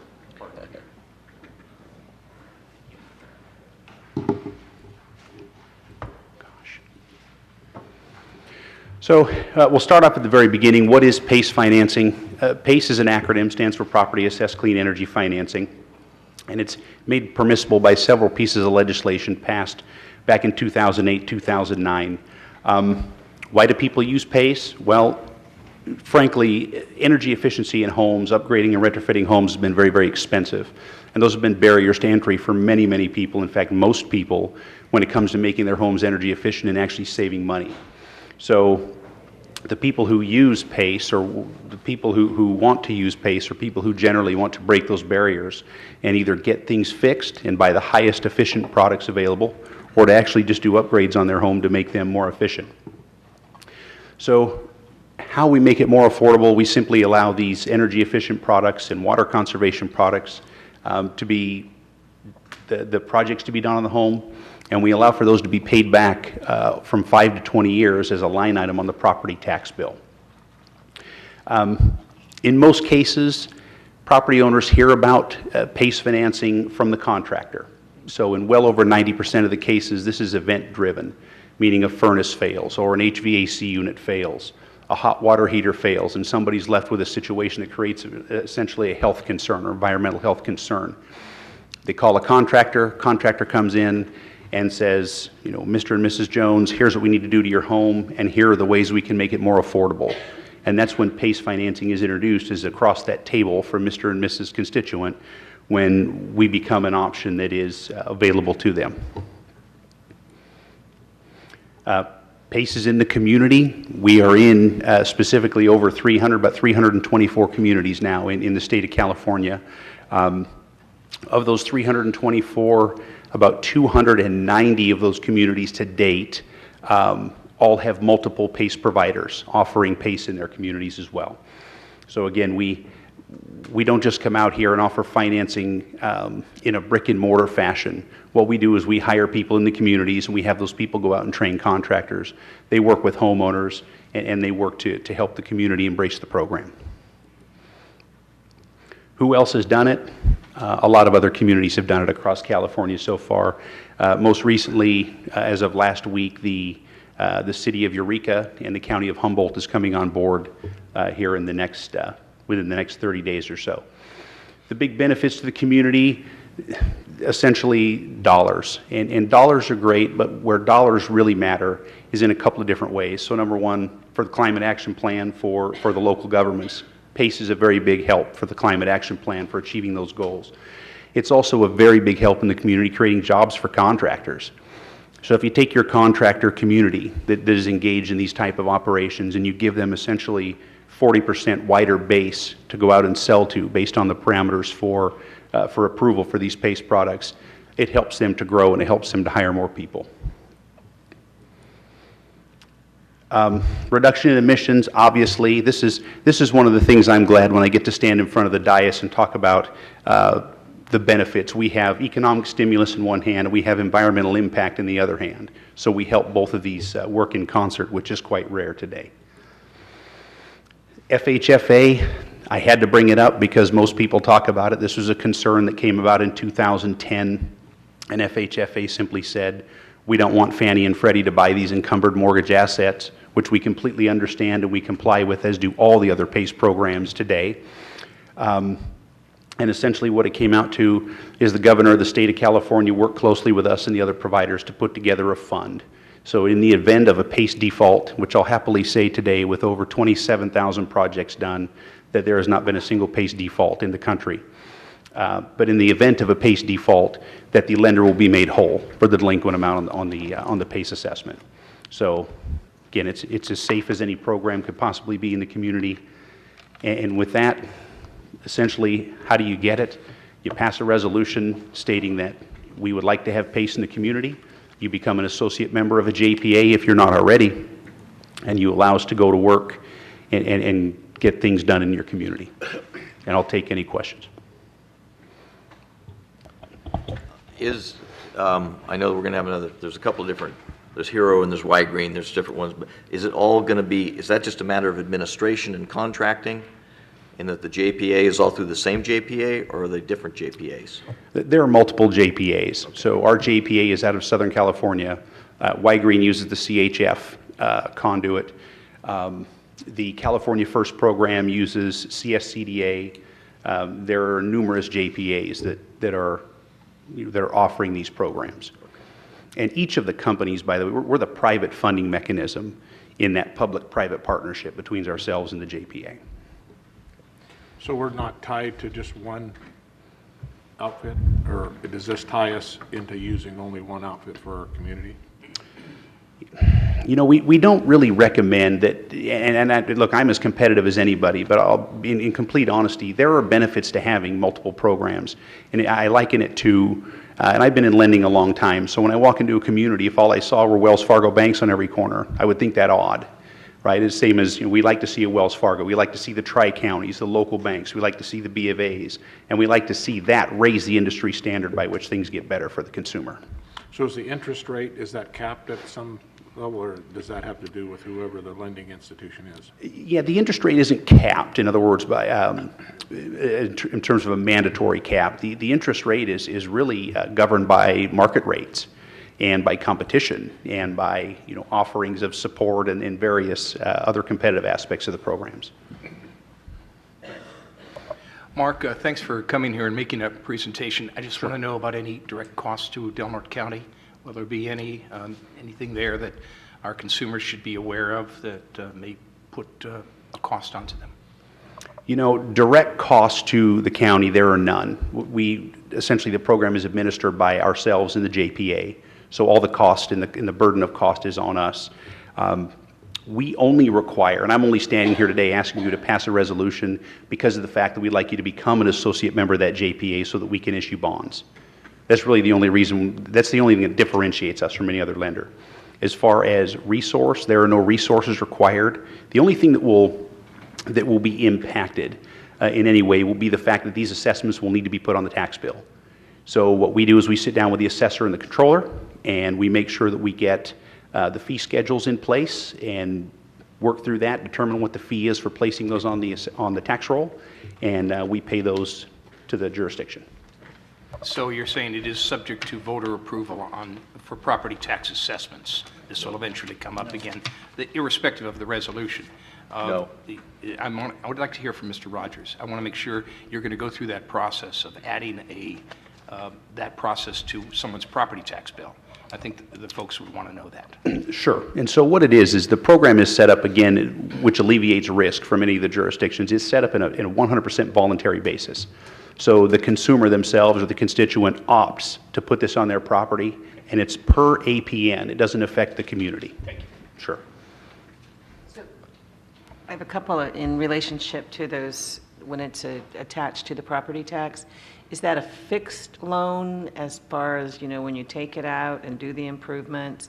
Does that stay at that fixed rate, or is it a variable? No, it is at a fixed rate, and it will remain that way. I couldn't imagine anybody having a variable rate. And it's up to the landowner and the lender to decide if it's a 20 or 30-year fixed? It is to a degree, and I'll answer that a yes and no. So to be safe and right for the good of all, we can't finance an air conditioner for 20 years because the life expectancy of an air conditioner is somewhere between 10 and 15. So we'll only finance that project for the life of the actual hardware that we're putting on. Now, if the homeowner decides they'd rather do it in 5 than 10, that's fine, but they can't exceed the useful life of that improvement for finance.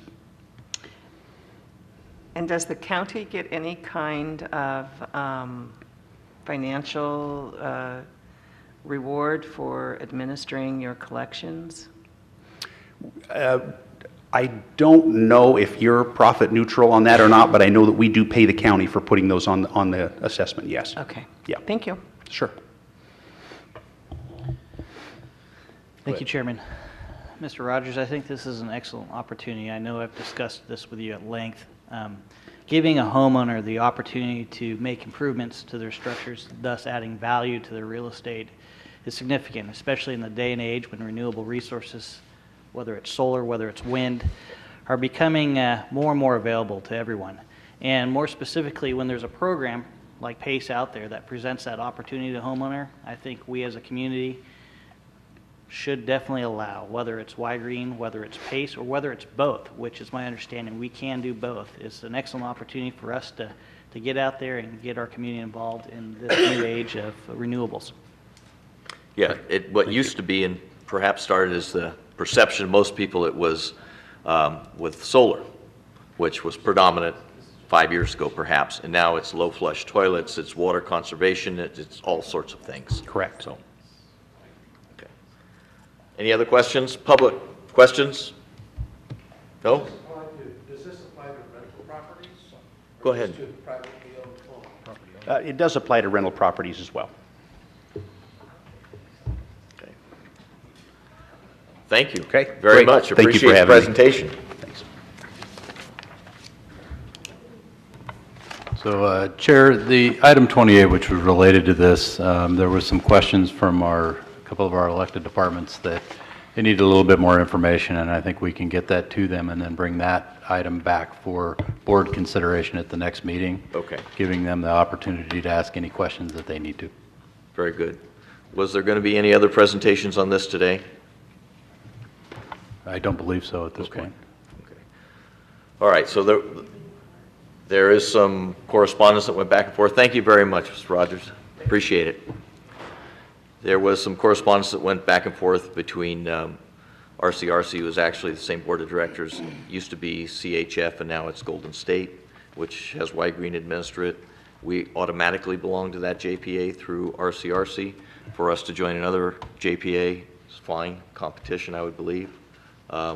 So I think in our next agenda packet, we'll have anybody that has questions on this, please address them to the CAO prior to the agenda being prepared, so we can best get the answers and answer those questions, so we can have a intelligent conversation and a vote and pass some resolutions. Okay? So we're going to move right along. We have run out of timed items, which is fine because we're way behind. Budget transfers. Can I get a motion on the budget transfers, please?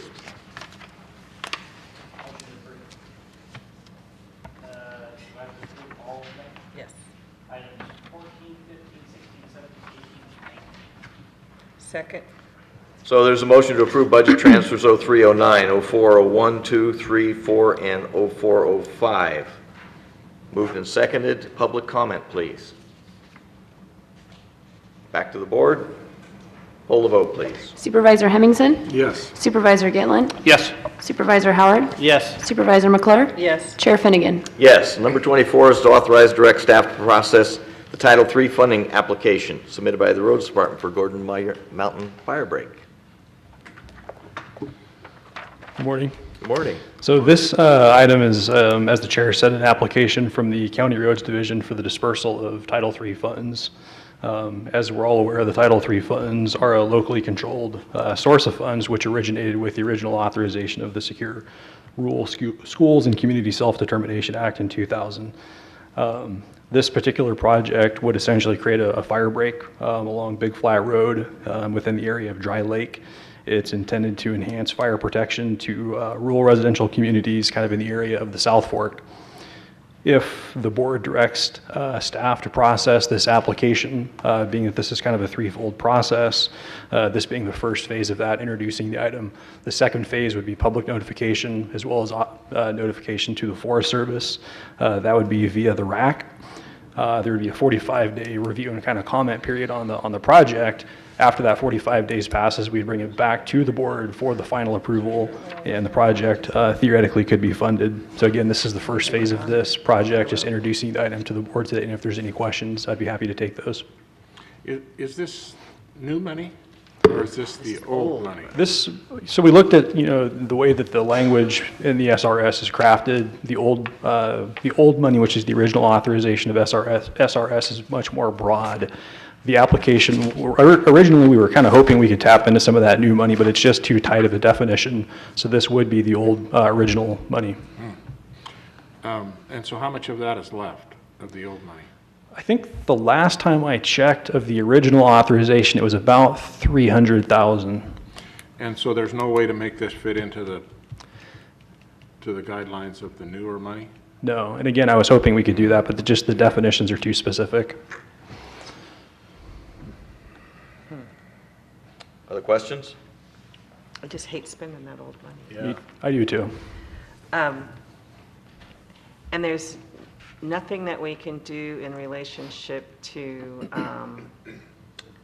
emergency prevention type dollars. Do you know what I'm trying to get So you're to? talking about a source other than Title III? Yeah. I don't think Jeff, who's the applicant, can maybe talk about some of the other funding options that we looked at. We know that this particular project is a good fit for Title III, and so I think the focus was probably on Title III. Right, okay. You're right. Can I get a motion, please? I can find it. To authorize and direct staff to process Title III funding application submitted by the Roads Department for the Gordon Mountain Fire Break Project. I so move. Second. It's been moved and seconded to direct staff. So by consensus, I'm going to direct staff, and then you will bring it back to us for final action after the statutory requirements to notify the public and the RAC have been fulfilled, as requested by you. All right, thanks very much. Appreciate that. Number 25 is direct staff to submit the proposed project list. Need to vote. Consensus, Okay. it's direction, they'll bring back for final action. Thanks. Direct staff to submit the proposed project, attachment A, to Echelon Transportation for inclusion. Good morning. morning. The Del Norte Local Transportation Commission hired Echelon Planning or Transportation Group to prepare an active transportation plan. And one of the components of that is a list of bicycle and pedestrian projects by priority in our community. So in order for them to have a list to include inside that plan, we have, staff has prepared a list based on our regional transportation plan update, our 2010 bike and ped plan, and our 2003 general plan. And we've reviewed those and prioritized them into the attachment A, which is included with the board report. So if you have any questions, comments, suggestions. Questions? Public comment? If there is no objection, then by consensus, we will direct staff to do so. Thank you. Thank you very much.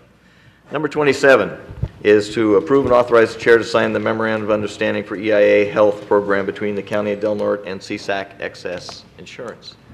Yes, Chair, I'd like to introduce this. The recommendation is to approve and authorize the Chair to sign a memorandum of understanding for the EIA Health Program between the County of Del Norte and CSAC Access Insurance Authority for the participation in the EIA Health Insurance Program. I believe the board is aware that the county has maintained a self-funded health plan for many years.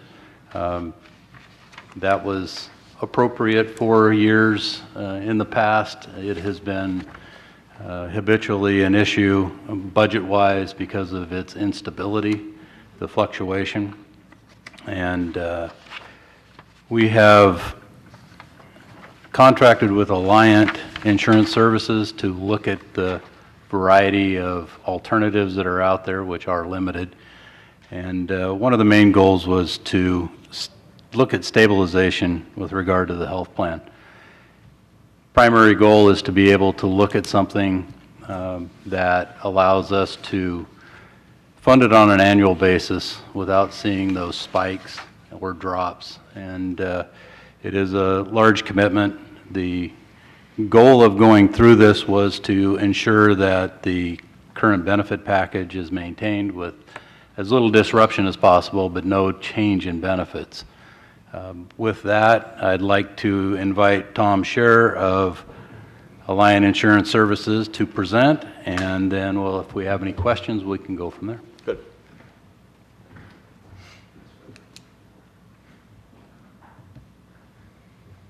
Good morning. My name is Tom Scher. I'm with Alliant. I've had the privilege of speaking with you all before. The first thing that we try and do with group health insurance, which is for the County of Del Norte and its employees, a $7 million program. So that is shared between you and the employees, and it's a big deal. It's one of the biggest line items in your budget, and it's one of the items that is oftentimes the least predictable and tends to go up every year. Our focus in working on this project is to first maintain benefits. The last thing we want to do is talk about a higher copay or a higher deductible or less benefits for employees. That's not a good way to start. In public sector, one of the things people come to work for is for a good health plan, and we've got a big focus on maintaining benefits. Also want to have the slowest possible rate of increase. Unfortunately, healthcare costs tend to go up pretty regularly. And then finally, we want to make sure that the plan's financially stable. In order to maintain benefits and slow the rate of increase, what we are doing is trying to come up with a model that allows you to pool your risk with other counties and cities, as you do for your property and casualty insurance through Trindle and ultimately CSAC EIA, and as many other counties and cities do. On page 3 of my presentation, we believe that moving to the EIA Health Program will give you annualized savings of almost $300,000 a year while maintaining benefits. It has other advantages that we'll talk a little bit more about later on in the presentation. On page 4, what would be this thing that you would become a part of?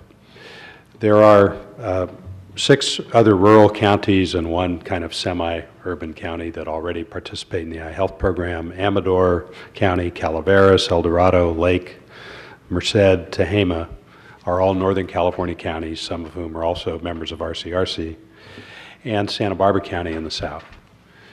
Cities that are fairly close to you include City of Redding and City of Santa Rosa. And there are about 20 large employers and close to 100 special districts in this program with nearly 20,000 employees covered. The idea is to take the profit out of it for the insurance companies, and we've been pretty successful at doing that over the years. We have a risk-sharing agreement with Self-Insured Schools of California, which makes this program almost as big as the CalPERS PPO program. It's one of the biggest purchasing programs in the state.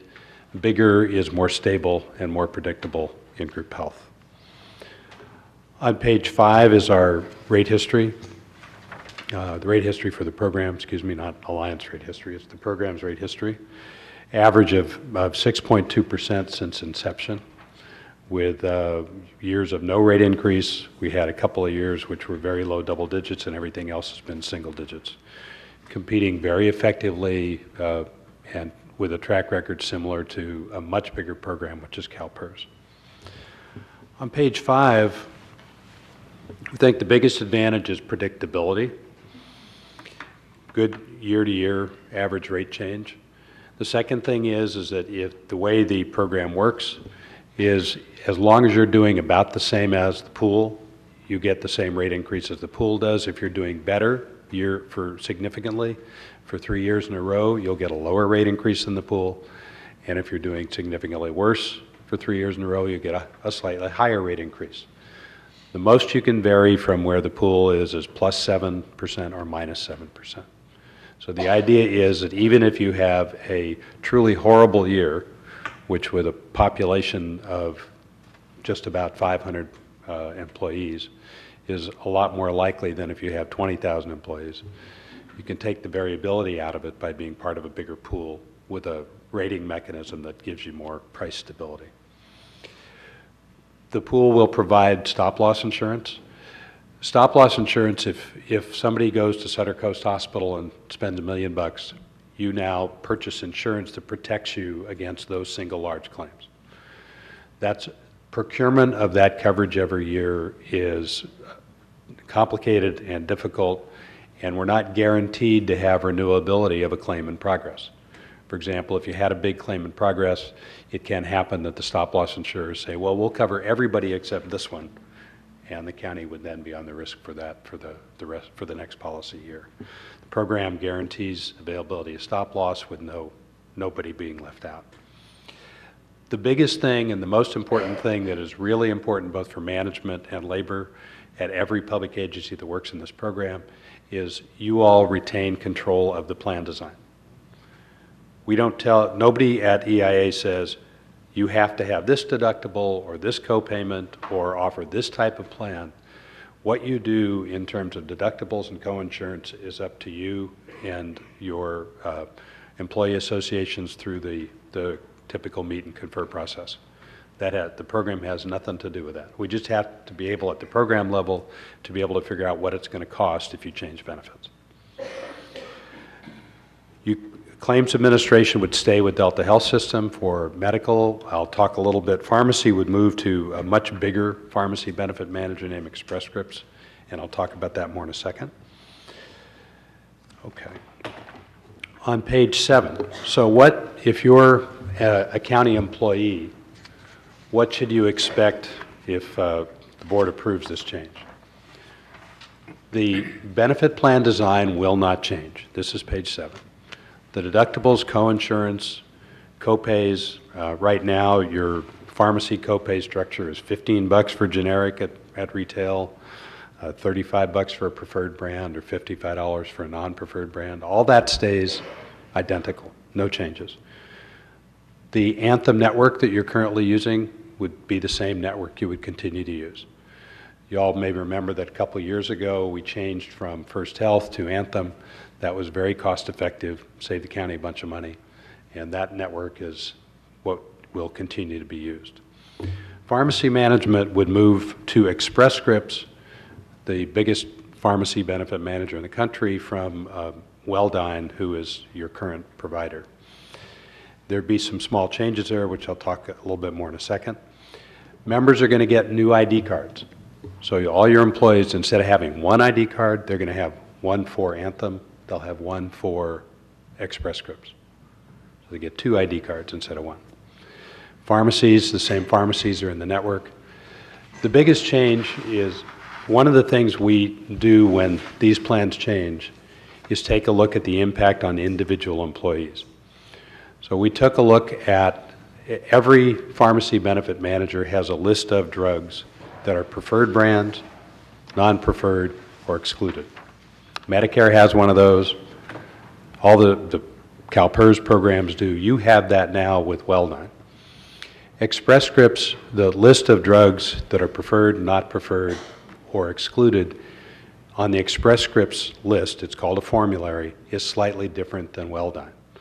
Approximately, we drilled down to find out the exact medications that were $35 copay and would now become $55, those that are now $55 that would become $35, as well as those that are covered now that would be excluded.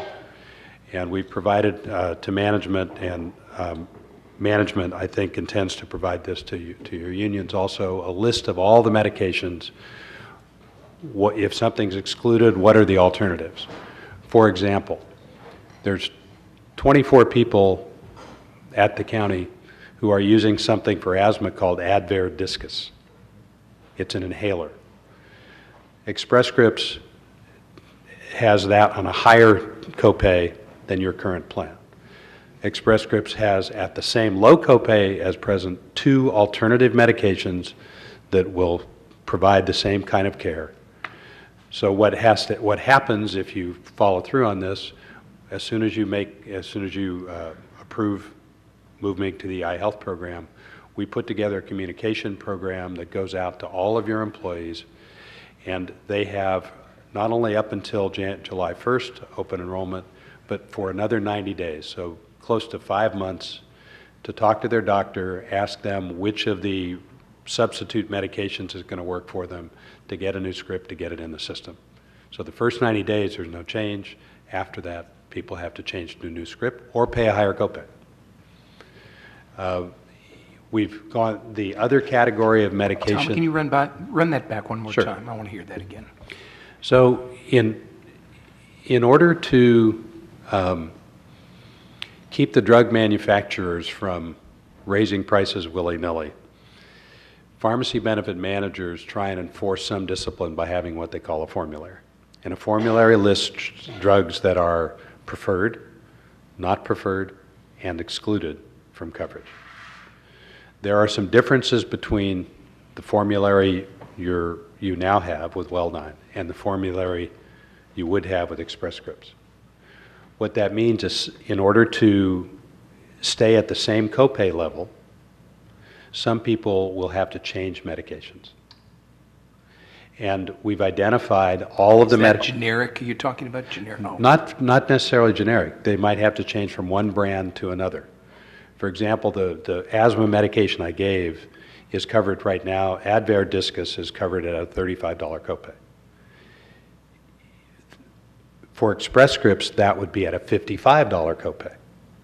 So your employees, if they want to stay with Advair Discus, can go to $55 in July after July, or they can switch to a medication, either Symbicort or Dulera, which are at $35 on the Express Scripts list. So what we've done is gone through and looked at every single one. We took 1 year's worth of claims paid by Welldyne and ran that up against the Express Scripts list. And we identified asthma medications. The other big category of medications impacted are diabetes medications. For example, Express Scripts has a $35 copay insulin that is different from the insulin that's delivered through Welldyne at $35. So we're going to give people 5 months to go through and talk to their doctors, make sure that the replacement medication to retain the lower copay is as effective, and there would be nobody who would actually have to make a change to preserve their copay level until September 1st. Excuse me, October 1st, July, August, September. Now that's a big deal because part of what we're trying to do is ensure maintenance of benefits. That's a big deal. It's important to management. I know it's also very important to your representative employees and their representatives. Page 8 of the presentation, we're keeping Delta Health Systems, and pages 9 and 10 are a little bit more about Express Scripts and what they're able to do. Could you tell me a little bit about the Delta Health Systems? I think we've been with them since I've been a supervisor. Long time. That's a third-party administrator, right? Yes, sir. That's right. And so, and I know we've changed over to an Anthem Blue Cross ID card. Doesn't Anthem do the third-party administration also? No, it's an interesting situation there. What happens here is that you have a contract for the transactions, the actual processing of the claims themselves with Delta Health Systems, and then you are renting the Anthem network, and you get the Anthem discounts with the actual processing of the claims being handled by Delta Health Systems. There are some groups in the EIA Health program where Anthem not only provides a network but also does the transaction processing. Because your employees already have relationships with people at Delta Health Systems, all the files are there, they're used to calling there from a customer service standpoint. The staff tells us that they're satisfied with Delta Health Systems. We thought it was less disruptive to leave things where they were with Delta Health. Okay, thank you. Any other questions? I do have some questions, Tom, and again, I really want to thank you. This is a huge problem for our employees here. Not too many days go by, I get a bevy of phone calls from people who are concerned about the higher deductibles and the lower coverage, and I'm gesturing to you, this gap is widening to the point where, in my thinking, it's going to be unsustainable unless something is done. And I'm hoping that this move toward this area, even though it took me 6 months to train Weldine, that we'll be able to close that gap so that people who pay already high deductibles, that deductible will not be going even higher per family or per individual. And at the same time, the coverage will not deteriorate, will not decline.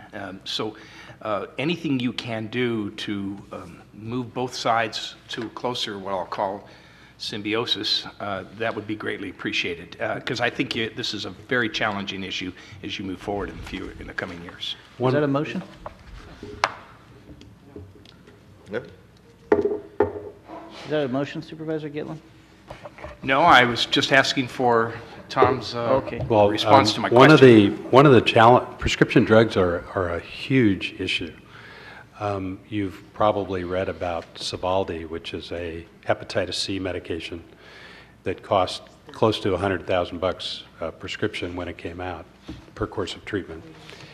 And the thing about Sovaldi is, for certain people, you take the medication and you live, and you don't take the medication and you die. Now, there are lots of people with hepatitis C that don't need Sovaldi.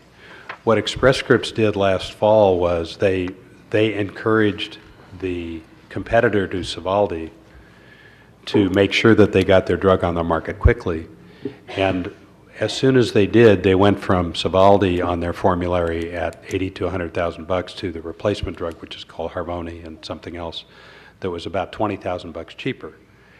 They grandfathered all the people already on Sovaldi so that they wouldn't be disrupted, but that was their formulary process. So one of the ways that we try and keep the cost down is by having a pharmacy benefit manager that's going to look at the drugs that are on there every year and try and do something about the cost of them.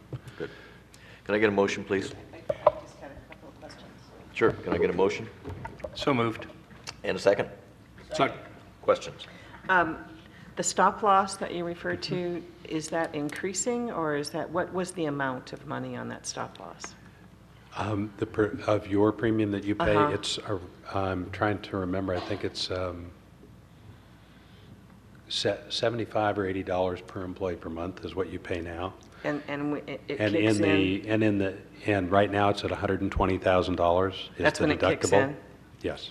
That's good. And then you spoke just briefly, well, it's better than, I thought it was going to be in the million range, so. No. The grandfathering that you made reference to, is there any possible way that the 53 employees or the employees that we currently have that are currently receiving the medication, can they be grandfathered? I'm just thinking about someone switching insulin in a 5-month period could be it could be a monumental task in their life. That's because we don't have a lot of doctors, and so I'm wishing that the prescription end of it could be grandfathered for the specific employees that are taking those medicines right now. Well, I asked the underwriters the question about how long we could go beyond beyond 3 months. And anything beyond 3 months, they would want to increase the rate a little bit. So it is possible to extend somebody's window to stay with the medication that's not on the list. Anything beyond the 3 months would change the rate a little bit. Now, it wouldn't change it much, but it would increase the rate a little bit. So it's kind of like if you want to pay for it, it could be possible. We're okay either way. I mean, the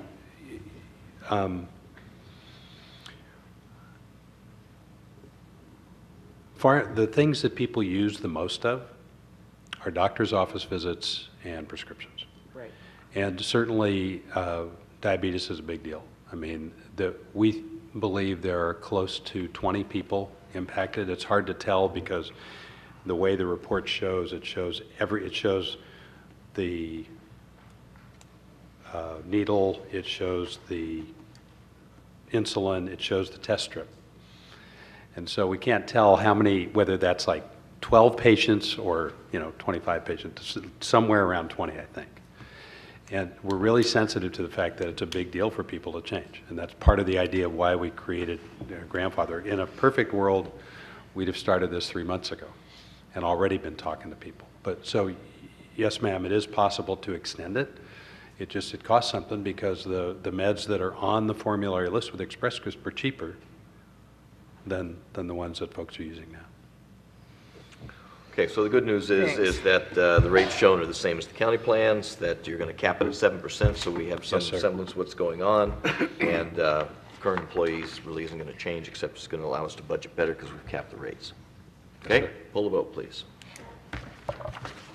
One more question. One more Pardon me? question. Oh, yeah, And sorry. I also have another question. Is this not a negotiated? Couldn't see you sitting there. Is this, Jay, is this not a negotiated item?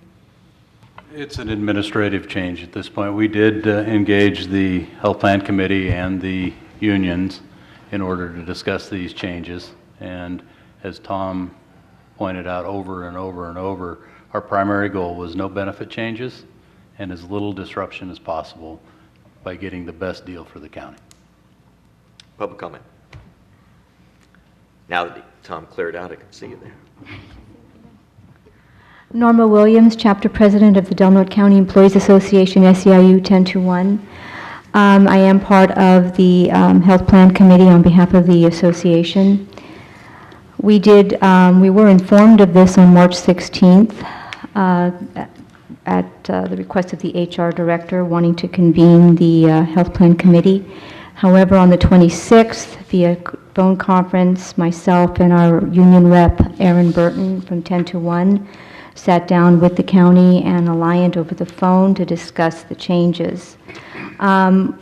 Overall, we can understand the cost savings that will be generated by making such a move. It's long overdue, as this is something that's been ongoing for several years, at least over the time that I've been on the Health Plan Committee, and do remember being approached by EIA Health regarding moving to a full-funded plan. However, during the course of the conversation, there was a matter that was brought up, and it does have to do with the formulary changes in relation to the pharmaceutical portion of the plan, mostly moving it from Welldyne to Express Scripts. We did submit, we did actually ask some questions at that meeting. We did also alert the county that we would probably have additional questions, which we did first submit via email on April 1st and then formally on April 7th. The executive board met on April 7th, and we had additional changes which we forwarded to Joey Young on April 9th. We just received, actually last night after business hours, a response to our initial request for information, which we did not see until this morning, and I was not able to forward to our executive board until about shortly after 8 o'clock this morning. Mainly right now looking at reviewing, only having 2 hours to review the information that we received, the one question and the one concern that we still have is over the list of drugs that are excluded. And mainly in the fact that it says here that if action is not taken on the excluded drugs, then the employees would have to pay full retail price. Now, when you're taking a look, well, at least on the information that we received, and I have to agree, I don't know when looking at the number of patients, whether this number actually means just half of what I've seen as opposed to what there actually is, but I just am basically looking at it from moving from Tier 2 to Tier 3 to the excluded, I'm looking at a total of maybe 44 patients. It could be half, I'm not sure. Given the fact that we just received this information last night and we didn't even see it until this morning, the union at this point in time is in order to fulfill our obligation for due diligence and fair representation, requests that the board table this until the next Board of Supervisors meeting in order to allow the union to fully review the information that we received and to ask any further follow-up questions, particularly since there is going to be an impact on employees. Whether you move from one tier to another, you're looking at a change in terms of their copay. When you're looking at those that are impacted by their medications that are probably on the excluded list, then they're going to have possibly 5 months to speak with their provider on changing the medication. Okay. But again, that's what I'm requesting. I appreciate it, so I'm going to beg your question for you. What would be the problem, not just the problem, but would it be appropriate to have a little meet and confer with the union, to have them on the same page? I'll have Tom talk about timing at this point. We've had those discussions. Where the rubber meets the road for a change in health plan is making sure everybody has in their hands on July 1st an ID card. And so the process, all the data for generating ID cards needs to be into the system close to 3 weeks before July 1st. It's going to take a while to do an enrollment process. We're now, I think, about 10 or 11 weeks from July 1st. So I don't know when the next board meeting is, if it's a week or 2 weeks. Or 2 weeks. It's 2 weeks. Our implementation people are going to hate me. I think it's likely possible. In order to make it work, everybody's going to have to do everything just right. And so there's a little bit of risk that if we wait another couple weeks, there might be some delay on some of the ID cards and so forth. We'll do the best we can. So let me throw out a suggestion then. Get together with the union as soon as possible. Norma, make yourself available immediately, please. If there is consensus between you two, we can have since we're having a meeting on next Tuesday night, we can put this as a consent item to be voted on at that time. If it is not agreeable, then it will be on the next agenda. Is that? And very possibly risking non-coverage for some people. It will mean my request... Can you meet the next week? Here? Not with me, with administration. I can meet with administration, and in the interim, I could convene the executive board so that we can, as a body, review the information, and then at that time, when we do meet with the county, I will have all of the questions that they will have. Okay, I'm going to ask that we expedite that then, and try to have it ready for us next Tuesday when we do meet. If I can get a motion to table this. Chair Finnegan? Yes. I just have next Tuesday is also the solid waste meeting, and the chair of the solid waste meeting didn't think it was going to be over by 5 o'clock. And so there's then a he better chance start that early. a couple of us will be, that a couple of us might be late to that. But I was wondering. Where's your solid waste meeting? It's going to be being held out at Elk Valley Rancheria. Oh. Because this was booked for the evening. But is there a possibility that we could approve this in theory based on if there's an agreement, and we could do that today? Do you know what I'm? Yeah, I know what you're saying. How's the logistics of that? Well, you'd be asked today to approve an MOU. I think that it's probably better to see what questions, the answers that were given to the questions are very specific numbers, and that was developed in association with the general questions that we believe we addressed over the phone previously. So we'll see what comes out of that, but I would think that it'd be more prudent to have a special meeting if at all possible, just so that we have everything dealt with at that point. Then I will move to table. Is there a second?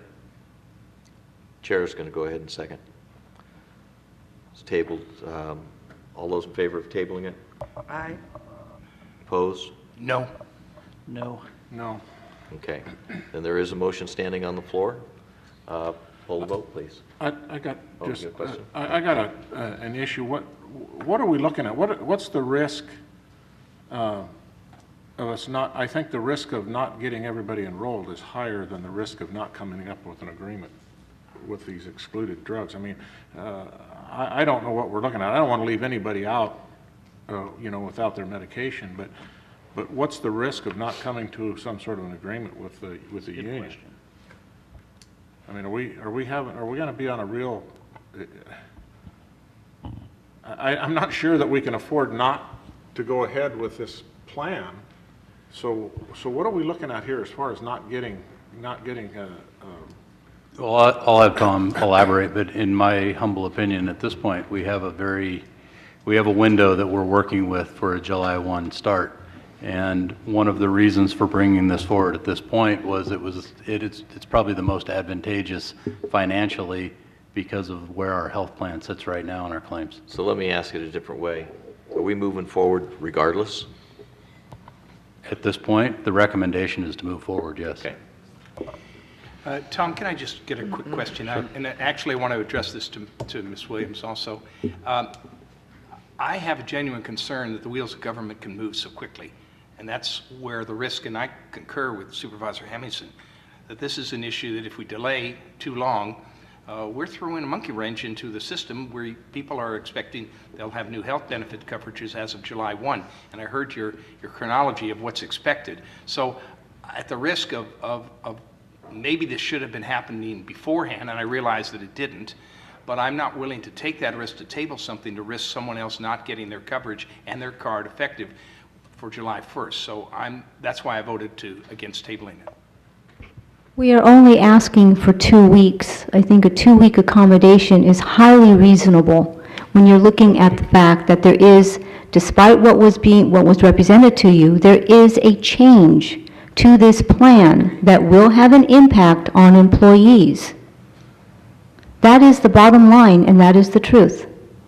And it is our due diligence and fair representation by the law that whenever there is a change to any portion of our contract, which the health plan is included in, we are obligated by law to bring these matters up and to meet with the county to discuss the impact of those changes and to come to a common agreement about them.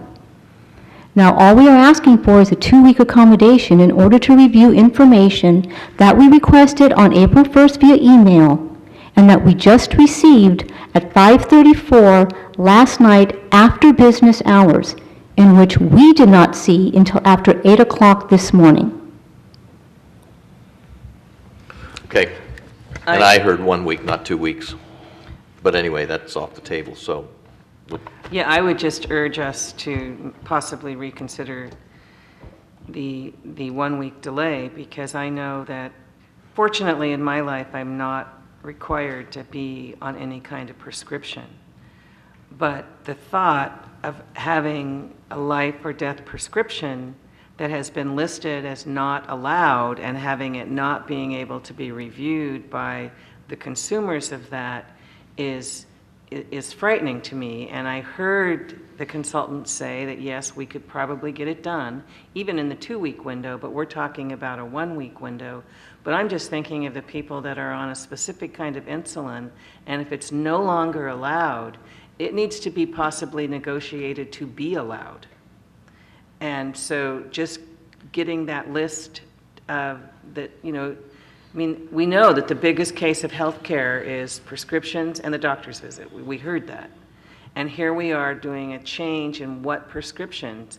And I know that if I had a small child, for instance, on asthma medication that was not going to be allowed anymore, and it's going to take me 5 months to get back to a pediatrician on it, I would be livid to think that the county acted when it could wait a week and let that review happen.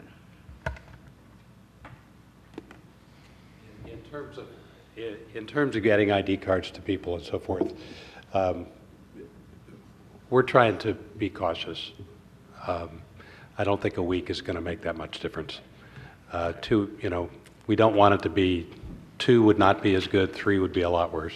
So we'll do what we can to make sure it works.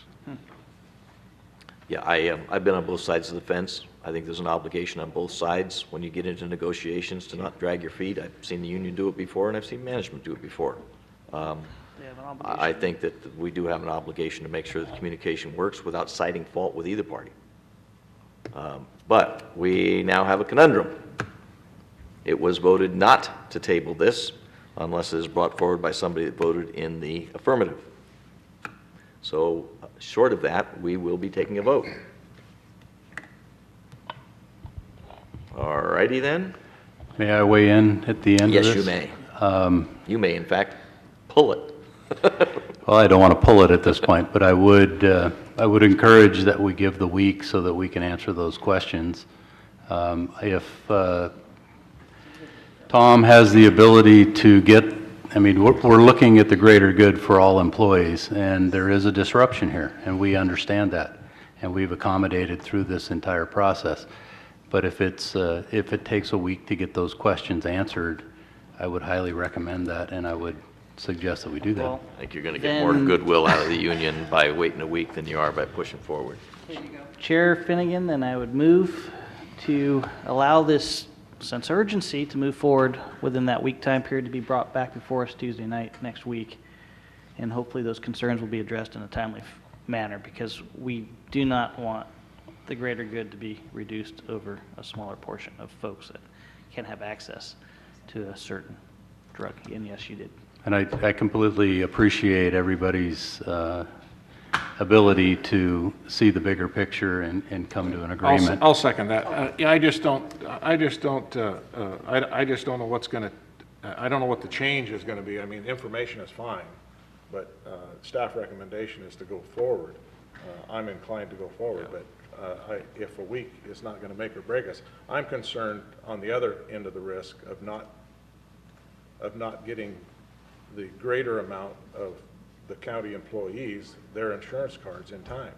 That's what I'm concerned with, that everybody is going to have insurance and not singling out just a few people. And I don't know if there's any people that are going to be under this excluded drug thing that are going to be impacted. So, well, the reason I bring this up is I'm very confident in what Tom has given us for information. I'm very confident in the ability of Alliant to produce. Otherwise, I wouldn't necessarily go out and make that request and be so presumptuous. But that's my request at this point. And I'll withdraw my no vote on the tabling of that for those same reasons, as long as I'm hearing from you, Tom, that this is not going to cause an undue hardship, it's not going to interrupt any service. And also, Ms. Williams, just to remind you that some of those, your people who are members of the union will also be at risk of not having their cards in place and their services effective on July 1. So that was my concern. I concur with Supervisors Hemmingson and Howard on that, so I will withdraw my no vote to table. Well, rather than do that, why don't we just take a new vote, because there's a new motion on the table. So all those in favor of tabling this for a week, signify by saying aye. Aye. Opposed? Carries unanimously. I will work with the CAO on the timing of this. It will be a consent item. I'm not going to dedicate a lot of time at this meeting a week from now to arguing. If you can't come to consensus on it, then it'll be on the next consent agenda without a whole lot of hullabaloo either. So with that, we're going to go to item number 29. Consider miscellaneous legislative budget matters pertinent to the County of Del Norte. Jay, we got anything? Sorry about that. Miscellaneous, yes, there's bills that are out there that we've been reviewing. The ones that are on the agenda today for approval are the items that that have come forward with recommendations, so those are the ones that are most pressing at this point. I will be coming back with some information. It's more policy related than legislation at this time, related to marijuana and the other counties' involvement in a policy collaboration, we'll call that. Budget-wise, we have started the process of soliciting requested budgets, and those should be coming in, and we'll be having meetings as soon as we can get those set up. Good. Item number 30 is to approve and authorize the support of the Sustainable Forest Action Coalition, AB 590. Who's taking the lead on this? I would move for approval on this. I'd second that. All right, it's been moved and second. Public comment? Back to the board. 590 provides better safeguards for the forest in the state from growing threat of wildfires, devastate the watersheds, burn homes, emit harmful greenhouse gases, and destroy wildlife habitat. We're all preaching to the choir. So, all those in favor? Aye. Opposed? Carries unanimously. Number 31, discuss and take possible action regarding AB 1347, public contracts and claims process. This is a request to oppose AB 1347. It's a mandate on what is described as overly broad claims resolution process on public contracts. It does not appear to be a very positive legislation for many counties in California. Okay. Can I get a motion on this? I would move to oppose. Is there a second? Second. Moved and seconded. Public comment. Back to the board. All those in favor of the motion to oppose AB 1347 signify by saying aye. Aye. Opposed to the oppose? None? Okay. Carries unanimously to oppose. Number 32 is approve and authorize the chair to sign the appropriations requests letters for fiscal year 2016. These are brought forward through our federal advocate on an annual basis. They reflect many of the issues that we've discussed that are part of our ledge platform. They go to the individual legislators so they have an understanding of our highest priority items. It doesn't mean these are the only ones, but these letters outline what funding mechanisms and funding requests are out there for the entire county, and have been successful in the past of getting the attention of each of these legislators. So these come through our advocate to us, and they are annual. Okay. Move to approve and authorize the chair to sign the appropriations request letters for fiscal year 2016. Second? Second. Public comment? All those in favor? Aye. Opposed? Carries unanimously, which gets us down to the last two items, which is receiving other reports and announcements relative to the County of Del Norte programs and projects, 2x2s, school committees, et cetera, et cetera. Supervisors, keep it as brief as you feel appropriate. Supervisor Howard. Yeah. Can you move to another one? Go ahead. He's not quite Supervisor ready. McClure. Yes, I'll go very quickly that in the last 2 weeks, they've met with the Juvenile Justice Commission and then with two of the members of the Juvenile Justice Commission to talk about the severity and how we need to put the wards, the rooms that they sleep in, what's it called, the Army barracks, the barracks that they sleep in, the upgrade that's necessary, and we need to be actively looking at plans and ways that we can upgrade those because they're in bad shape. I met with Assemblyman Wood, and we talked quite a bit about different issues. I talked about the elk issue and the need for the analysis and the need for a plan, and he was on that, so hopefully other people will talk to him about that. He's also introduced a bill for CDBG, trying to make the process go a little smoother. So I would think that we would want to take a good look at that CDBG plan that he's put forward as a bill, and if we support it, which I'm pretty sure we will support it, I had Tony take a photograph of the 900-page document that was required to be submitted for CDBG, And that could be the top of our letterhead that day to say, thank you for trying to streamline this process. He also has introduced a bill with broadband that will take $5 million of the broadband money out of the loan program and will remove it to the grant program, and there's a set aside for rural communities. So we should be dogging that one.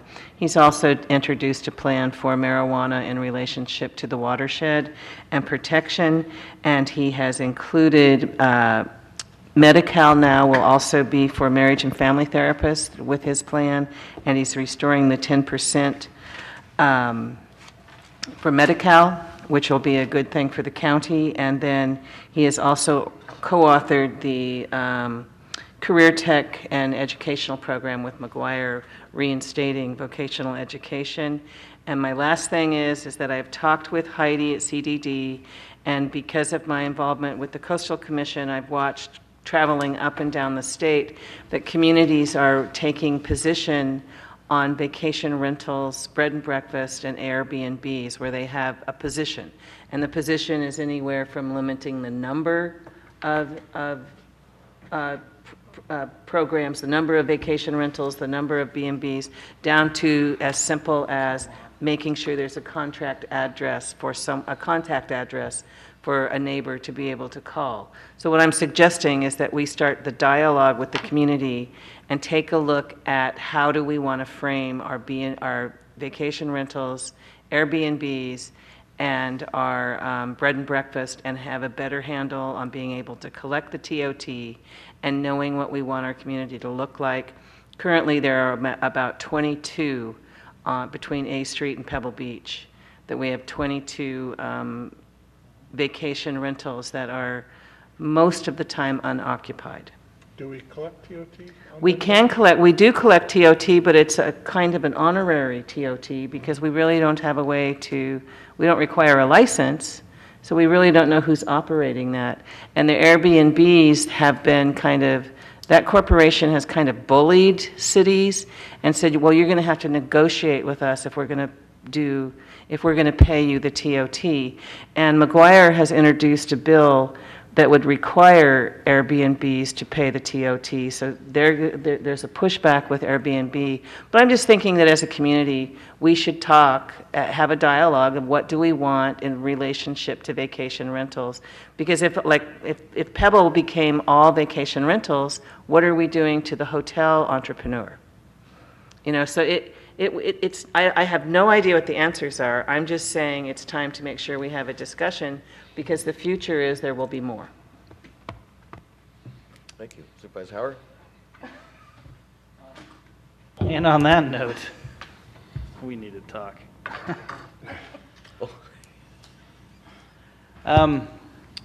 Briefly, again, met with Redwood National Park specific to an economic study produced by Harvard. I shared that recently with Supervisor Hemmingson. I'd like to share it with the rest of the board. I don't think it addressed the economic impacts that we're hoping to see in an economic study of the effects on Redwood National Park and local communities, but hopefully we could get at that someday.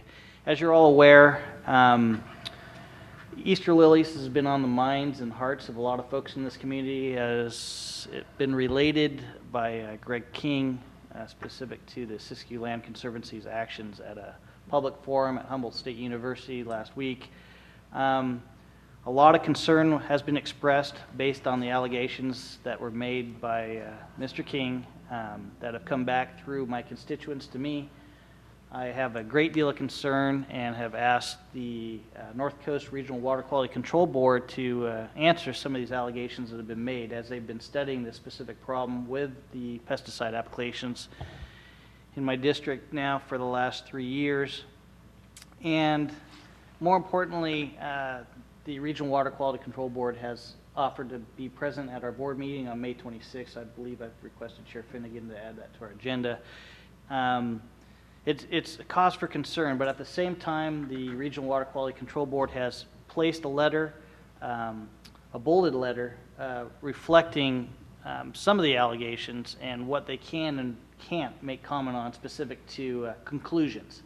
And I'd caution the community to get overly excited by jumping to conclusion based on what Regional Water Quality Control Board has now put out in public.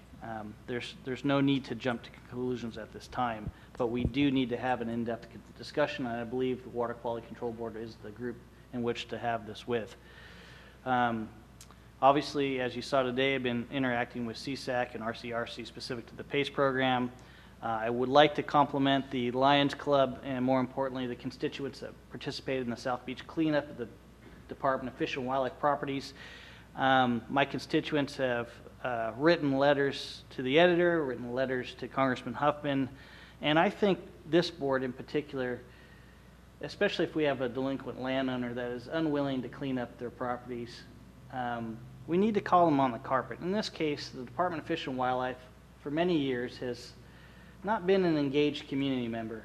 And I know when Dave Mason goes out and calls my constituents up specific to clean up blight on their property, he's right on top of it. But in a case like you're dealing with a state partner, you know, I sent this letter to Chuck Bonham, Director Bonham of the Department of Fish and Wildlife, and said, hey, you know, guys, you need to help us out. We can't do this on our own. And if you can't be a good property owner in Del Norte County, then maybe you need to consider owning property in Del Norte County. As not so much of an option anymore. I'd also like to talk about a letter, and I know Ms. Kungstall of the Community Development Department will be addressing it, but I've had concerns specific to breaching of Lake Earl in drought years specific to water levels in our wells. I know it's been an issue in the past anecdotally where adjacent property owners have expressed lower water levels or lack thereof of water in their area when the lake is breached and at an extremely low level. I know it opens up a can of worms, but I am aware that tomorrow the Community Development Department, including various members, will be traveling to speak with agencies specific to this issue. Great energy at the Economic Summit, which we attended. Mike McGuire, I wish he could rub a little bit of that off on me. I know Mr. Finnegan and I were definitely conversing on that and saying, gosh, if we could only be that young again. Met with College of the Redwood staff specific to adult literacy programs, and also met with the Smith River Rancheria specific to programs that they're working on these days. And I'd like to end with a meeting I attended with the Del Norte County School District specific to budgeting this year. And it's the data that's presented around literacy is growing more concerning and alarming. And I know this board's addressed this issue many times at this dais. They are now calling this a vaccine for poverty. Literacy is truly a vaccine for poverty in our community. And the reason this needs to be urgent is because data that was presented by district administration currently shows Dibble testing scores in grades K through 6 that 52% of our K through 6 district population, 52%, is in need of intensive or strategic support. They're not making it, folks. They're going to be members of our community someday. And it truly does reflect that first 5 paper on demographics that came out recently that asked the question of mothers, what's your highest level of education? Where 42% answered below a high school diploma. And they also answered below an income level of $15,000. That is huge. If this doesn't call this community to address this as a point of urgency, I don't know what will. And I'd encourage the board to invite district administrative staff back before us to address this issue again on literacy. And I'm pleased that we've worked on a child's bill of rights because I believe that will allow us some leverage when it comes to getting community together and out of these silos that have prevented us moving forward over the last couple decades. Great job on leadership there, Chair Finnegan. Thank you, and I'm glad you brought that up because I know Supervisor Hemmingson has been extremely frustrated with the last presentation we had in the school board where they just seem to whitewash and have excuses, and I think it's time to revisit that. And I'm going to let you two work on that, bringing that back forward to us. Great idea, I'd love to. And I'll go through this very quickly. Had a staff meeting, went to the marijuana summit sometime back, and we had a draft policy that we looked over and looked to be fine. Also had a meeting with staff to discuss the verbiage on a resolution supporting the healthcare district. Supervisor Howard and I and CAO Serena had a tri-agency meeting, a local mental health board meeting, went to Reading for the Forest Service listening session to discuss the forest plan revisions, broke up into groups. Hopefully, they'll be bringing those listening sessions closer to rural communities. They said they would. Had a NORTEC meeting in Reading. I was asked to be part of that as an executive committee member because we had 3 applications for service providers in Delmar County, which is unheard of. We're lucky to have 1 service provider in each of these counties that we're part of, and to have 3 in Delmar County was quite a, I don't know, unbelievable, I guess is the word. I went to Fort Bragg for a Fishermen's Marketing Association meeting, dealt with a lot of concerns over personal watercraft issues, and, you know, hopefully they can come to some resolution there, get together. I do have, you know, Supervisor Howard brought up Mr. King and his outspoken conclusions of all these things. I don't know what kind of scientist he is, and from what I understand is no scientist whatsoever. But I have concerns about using Humboldt State University as a venue to validate what he's saying. And that's a concern to me, and I've spoken to Supervisor Howard about this, and hopefully can get a meeting with the president of Humboldt State to find out how they're allowed to do that. I don't mind to have the discussion if there's both sides, but when there's one side and there's no validation of the outcomes of these tests without both sides being there, I have some real concerns with that, using that as a venue. And the other thing with the lake issue, and I've talked to Heidi about this also, and you know, they've never allowed us any flexibility. So we've always had to breach the lake at certain times, and in this particular year where there's a drought going on and the lake didn't close up, you know, it's never taken this long to close up before, you know, it doesn't make us look very good. But on the other hand, we've not been able to breach the lake, and it ends up flooding the houses and the roads and everything else. So unless they're going to allow us more flexibility, we're going to have these issues from now on. So something's got to be done about that also. That's it for me. Good. Supervisor Gitlin. Yes, and just to clarify, Supervisor Howard, and I want to actually commend the Department of Fish and Wildlife for being a partner in that cleanup. It's been 2 weeks since the Crescent City Lions Club and what I'll call community hero volunteers partnered with the Take a Bite Out of Blight program and Fish and Wildlife, who paid for that dumpster, about $1,400 I think it was, and 101.5 tons of litter and assorted blight from what I can only say is one of the most beautiful beaches in the world was removed. And as a result of illegal camping, and regrettably, this problem is not going to go away until we cut the weed out from the bottom and not from the top.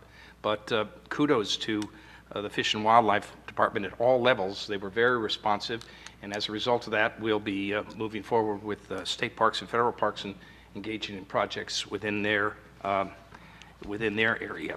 I also met with jet skiers and surfers last week.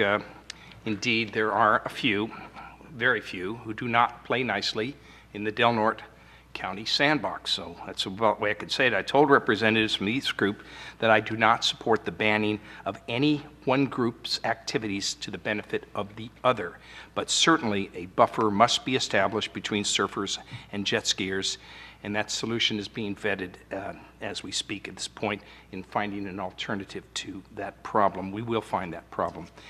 Attended the Area 1 Agency on Aging Advisory Board in Eureka 2 weeks back. More discussion on the 5-year plan for our growing population of seniors. Thursday I had a little bit of a treat. April 2nd I was discussing with Dan Bratton and a constituent about the rapid increase in the Calor life cards. Literally the fees have doubled. While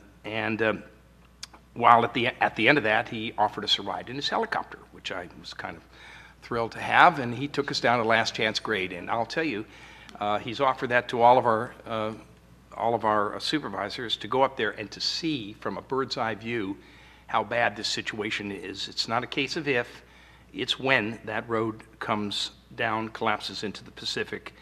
And I think the wise thing to do is to look at the $250 million to $600 million price tag for the alternate road to be vetted and passed and started as soon as possible before the road does in fact collapse. I participated in a CSAC Reestablishing Corrections Issues conference call last week, also attended the Penn Air open house, observed that 30-passenger airplane, and we are now in the 4.5-month window where we have no air service here in Del Norte County. I was honored to be a guest speaker at the second annual Academic Awards presentation recognizing the best of the best in all 11 district schools. I want to thank Bill Gray and the Crescent City Masonic Lodge 45 for sponsoring that great event. Redwood Coast Transit Authority met to discuss bus service to Arcata Airport. Until Penn Air commences its service, there'll be at least one bus route that can work, and possibly adding another to help those who require air service from Redwood Coast. So we would involve getting permission to make a second stop in Arcata at the airport. So anybody who has a question on that on video wants to call Redwood Coast Transit, they can learn more about this, what will appear to be temporary service until Penn Air begins its service. Last Friday, I attended the Economics Summit. During that meeting, I excused myself to come to another meeting, which was the North Coast Unified Air Quality Management District. They meet once a year here in Crescent City, and for reasons that had not been anticipated, it was on a Friday rather than the normal date, which was Thursday. We also agreed to remove the title interim from Director Brian Wilson, who's done a great job in transitioning that department, that agency. And the district also discussed how to best utilize its 6-figure surplus. And Saturday, I was kind of a treat. I was the conductor for engineer Doug Reese, who hosted one of 5 miniature model train displays sponsored by the Crescent City Lions Club.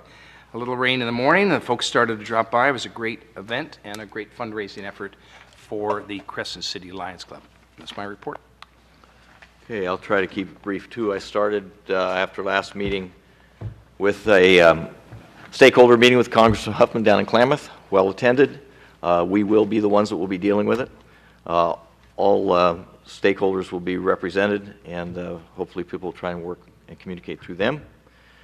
I had the pleasure of attending a class at Juvenile Hall and speaking to the kids, and it was really something else. You know, some of those kids, just a matter of circumstances, it makes your heart break. But very well received. Spoke to them for about an hour. They wanted to know who I was, how I got there, where am I going, what kind of tips, you know, life experiences I have for them and stuff. And it was really eye-opening, and then got a nice card back from them and love to go do that again. I attended a broadband summit in Southern California for the California Emerging Technology Fund. That's the consortium that we belong to in Del Norte County is the one that Connie Stewart is helping to run. We had talks about broadband coming over 299. A real eye-opener is Weaverville is already seeking out people in anticipation of their broadband coming from 299 to Eureka, of tapping into a call center. Well, that really caught my attention, because you're going to tell me that Weaverville is going to have a call center when we here in Del Norte County have broadband and fiber and internet service with greater capacity and greater speed than anywhere else in the North Coast. And unfortunately, they asked us, where have you been and where are you going? I said, where we've been. In the last year, we lit up our system.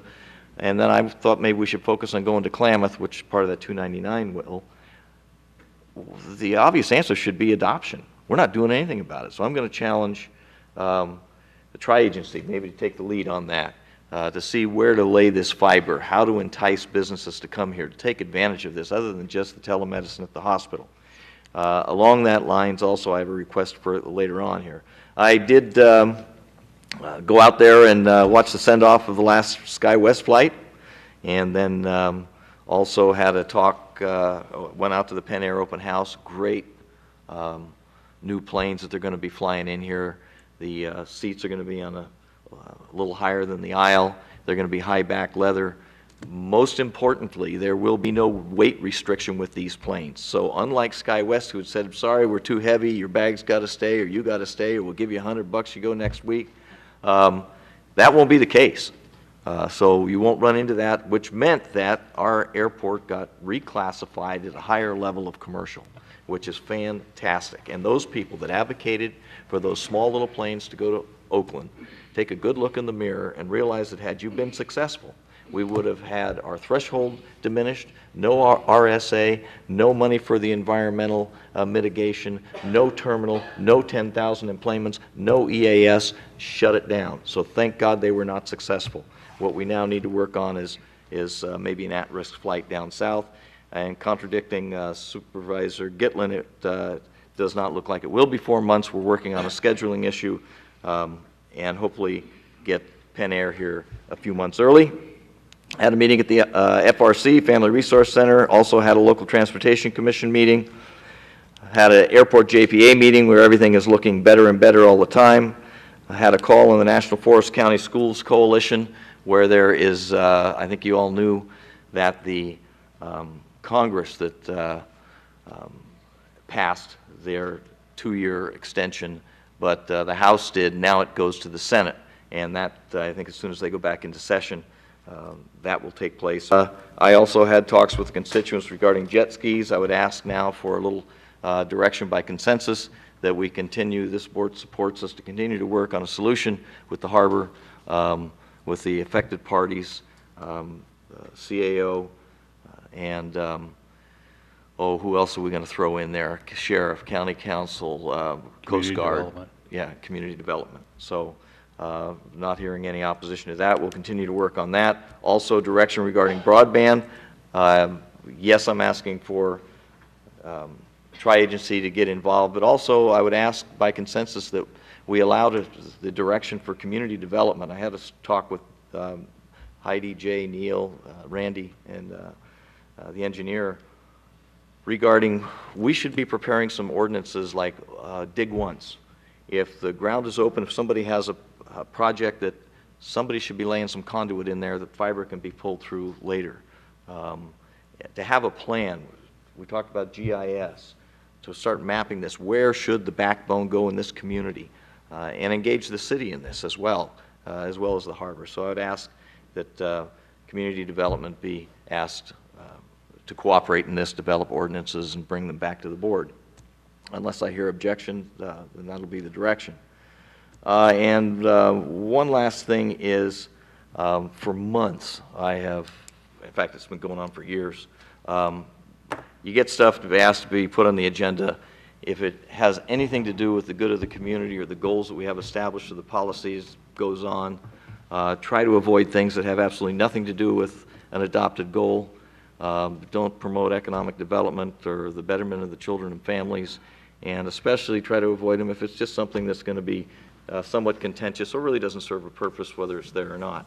One such item, you all received it regarding In God We Trust, asking us to sign on to a resolution to prominently display a sign somewhere in here, I guess, to state that. Supervisor Gitlin asked that be put on, and unless there's a majority of this board that wants to see that, it's not going to be on the agenda. There's a couple of other things that should be brought up with that, as the city passed it in 2011 and has yet to do anything about it. They house the same chambers. That perhaps the proper venue would be to put it to future facilities to see if, in fact, rather than get everybody a couple of bites at the apple, what the sign should look like and where it should be placed, if it should be at all, whether it's appropriate, and get a recommendation from them. And last but not least, Humboldt County took this up several months ago and pulled it from their agenda for some of the same reasons that I just cited. So Supervisor Gitlin wants it on, and unless I hear from a majority of the board, it's not going to go there. I'd like to at least see some discussion of the future facilities. Okay. Future I agree. facilities. Let's include the process, and I asked to have it put on there. And clearly, the resolution has to be massaged to it reflects us, and yes, we should have something that's well planned. And it's already in 112 state governances, and I think Colusa County, and there's several other boards of supervisors who've already had this resolution passed.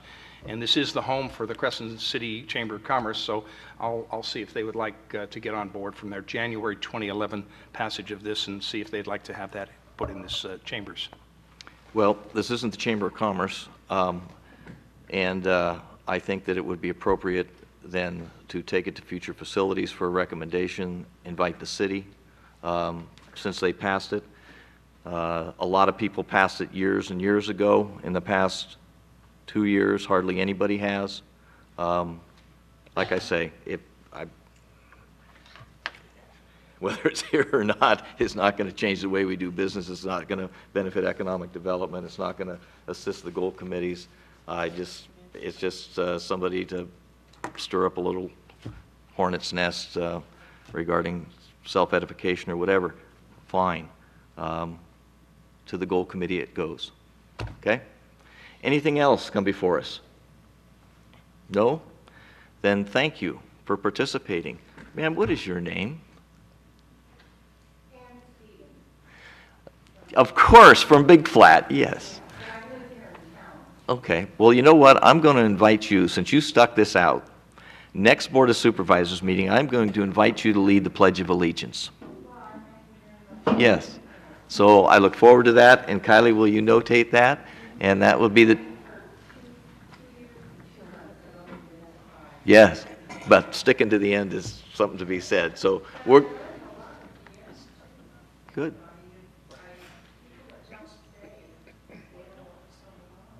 I appreciate that. So we're going to invite you to lead the Pledge of Allegiance at the next meeting on the 28th at 10 o'clock. Hell, I thought you were going to take her to dinner or something. No, I'm heading out of town. Thanks very much. Meeting adjourned.